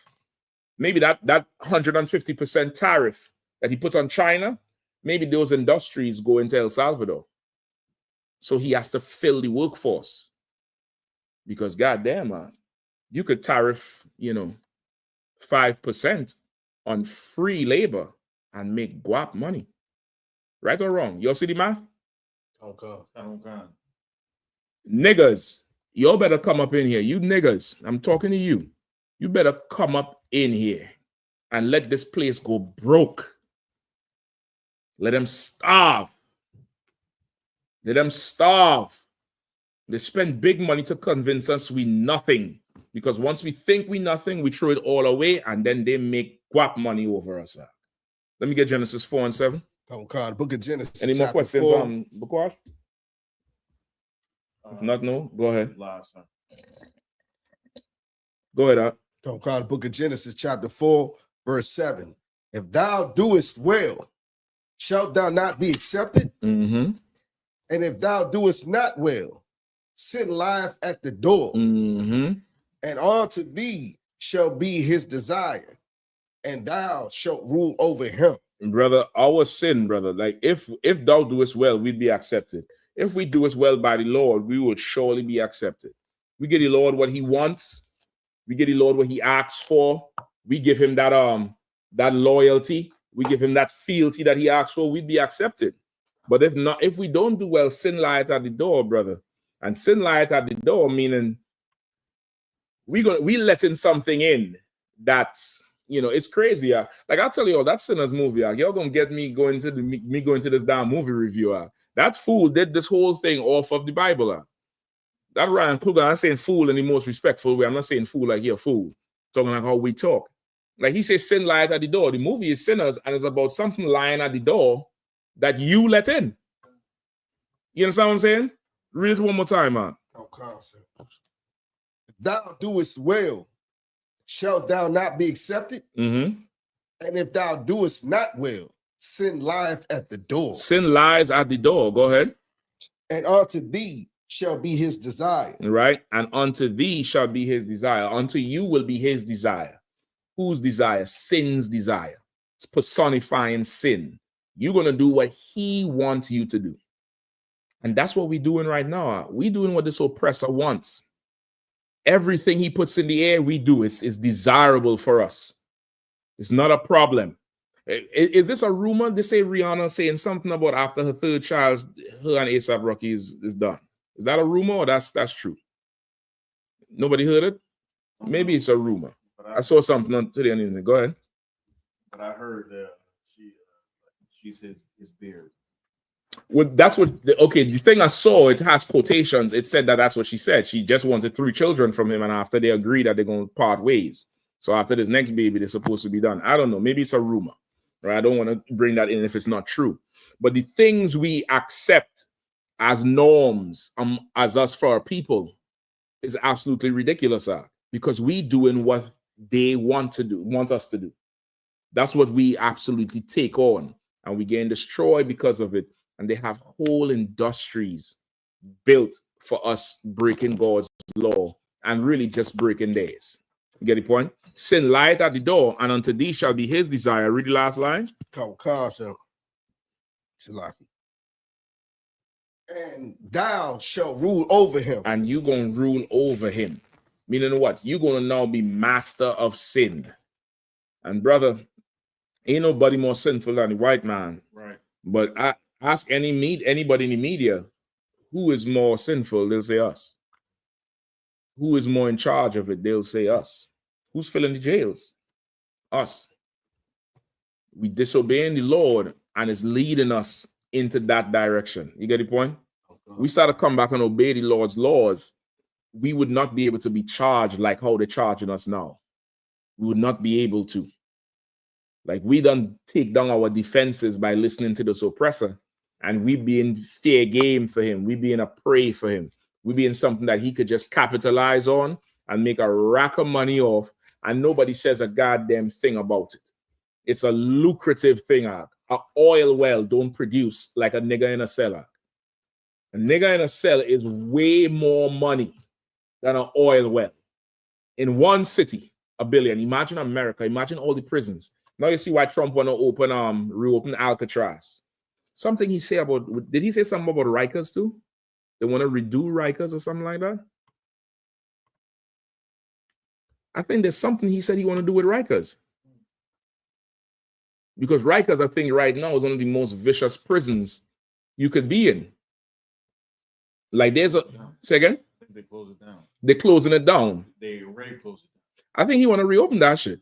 I think Trump said something about Rikers and Alcatraz.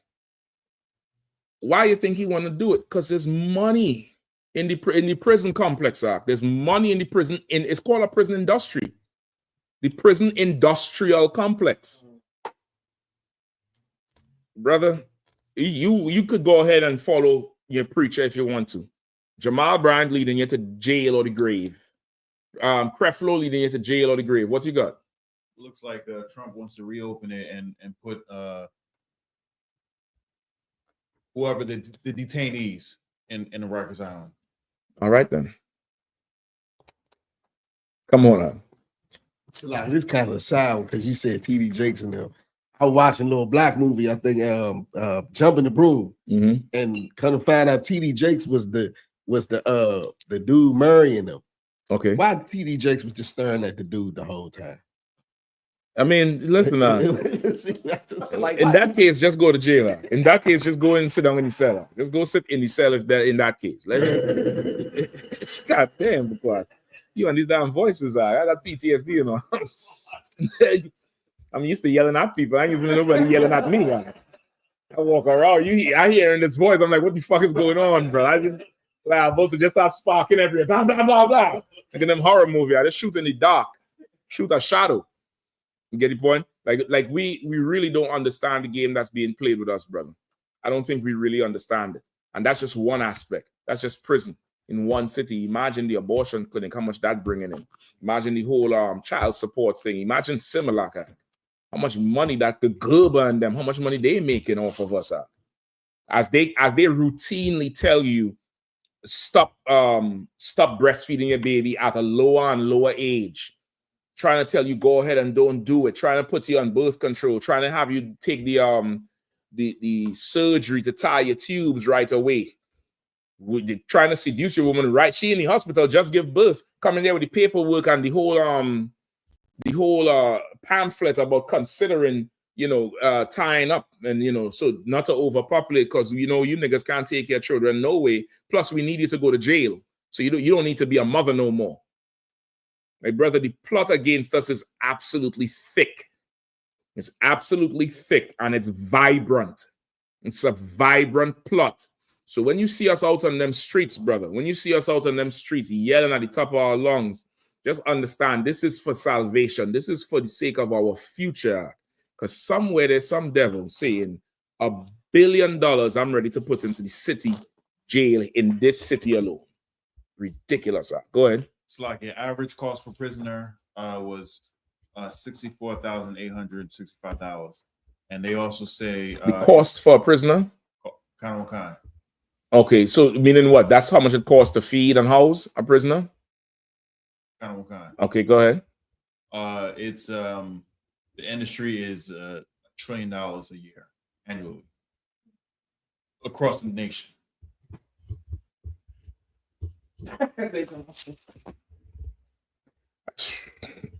Shit, I think I might go build a prison. I think I might lock up some of you niggas out. $1 trillion?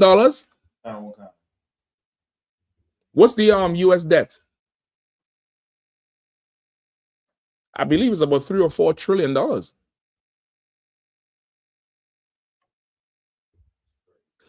trillion a year industry for the entire nation of America. 34.46 trillion. 34.46 trillion, brother. They're gonna use that prison industry to help out. Go ahead. Salaki, if I could bring it to mind when when the British or Columbus and all them came over and enslaved the Native American, Taino Indians, everybody, that made them silver with the silver Spanish coin, the currency of the world. You know what I'm saying? That was whatever $1 million industry back then. You know what I mean? Just that free labor. That free labor. That's what made America greater than everybody in past time. Yep, that free labor does it. I think even you ever heard of Manila? Like that place, Manila, the Trilla in Manila. Manila was a famous slave area where a lot of trade used to go on, and they used to they had these bracelets. You could probably pull it up. The bracelets is called Manila. And that's what they used to chain the slaves with. And that Manila turned into actual currency. Dumgabar in the UK, he have a few of them relics. He have a few of them that put them in his school. And this is what you see, you pull it up. So they call it Manila money. It was money. It turned into money. Like you could use this to buy and sell after a while because the slaves was how you would trade before, was how you would buy and sell. Like we were such an economy as slaves are. And that's why when we say we built everything, the world economy was built on slavery. Everybody say, no, you're lying. Switzerland got their own economy. Sweden got their own economy. So why does America want to make it great again? If the world economy wasn't built on slave, why is Trump so bent on going back to a time where we were slaves? Because this is the economy of the world. They're threatening his oil and the petrodollar. There's something that's more valuable than oil and the petrodollar. That's niggers, spicks, and wetbacks in supreme, utter slavery. That's way more valuable. They could dig how much oil they want. You have these niggers as a commodity? Oh my gosh. It outperforms oil. It outpaces oil and diamonds and gold and anything you could think about. We, the salt of the earth. The Lord called us his gold. The Lord called us his precious things. And that oppressor knows it. He'll build $1 billion jail in your city just to destroy you because it's profitable. No more questions. We good to go? All right. With that, pass the class over to Priest and Officer Shapat.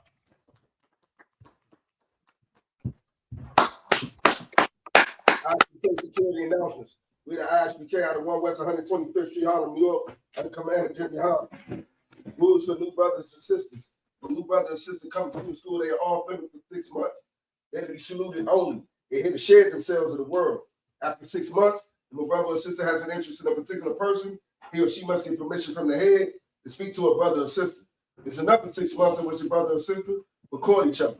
After this 6 month period, the brother or sister will get permission from the head to marry. Tithes, which is a commandment, defined as the book of Numbers, chapter 18, verse 21, and the book of Malachi, chapter 3, verse 8 through 10, means 10th in Hebrew, and is pronounced I.S.U.P.K. 10% of every penny of any increase the Lord gives you, give to the treasury department or teacher. Priest fund, free will offering for priests, not mandatory, whichever amount you would like to give. Upcoming holy convocation. Feast of first fruit starts after the Sabbath. Feast of unleavened bread, sundown. Sunday, April the 20th, 2025. Count 50 days. Count the 50th, celebrate the 50th day. Sunday, June the 8th, 2025. Start before sundown. Find this in the book of Leviticus, chapter 23, verse 10 through 22. Also, we're in cookout season. The first cookout is in Fayetteville, North Carolina. That's July the 3rd through the 6th. Then we had the Midwest Fire Weekend in Chicago, Illinois, July 31st to August the 3rd. Then we got the headquarters cookout, Harlem, New York, September the 5th to September the 7th. We got the West Coast cookout in California, October the 2nd to October the 5th.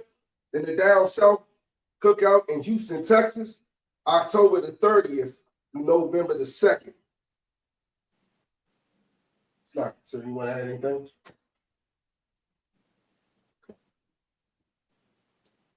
So you want to add anything? Buffalo. You get them the announcement of Buffalo. June 14th. June 14th, we could be up in Buffalo for that the Juneteenth celebration or Juneteenth parade or something they're having up there, like a parade type event. Okay. We'll be in Buffalo and the the cookout starting. I believe that's it. Pay your tithes. Get them tithes in. Make sure you pay your tithes. Good to go out. Remember, I can out there and check on social media. That's ISUPK.com, Facebook, Twitter, YouTube. It's all for I.S.U.P.K. and some materials. If a brother wants to be a trooper in the school, you should start wearing all black. Includes black boots, black shirts, black pants, black headband, or scarf. And with that, I say I might, which means to stand. We'll give a courtesy salute to the teacher. Men and visual. Man Shabbat. Corrupt. Y'all give my top. Saw, which means to turn. If you may stand, I might. We'll give a courtesy salute to the sister, men of Israel. Man Shabbat. Mike. Corrupt. Y'all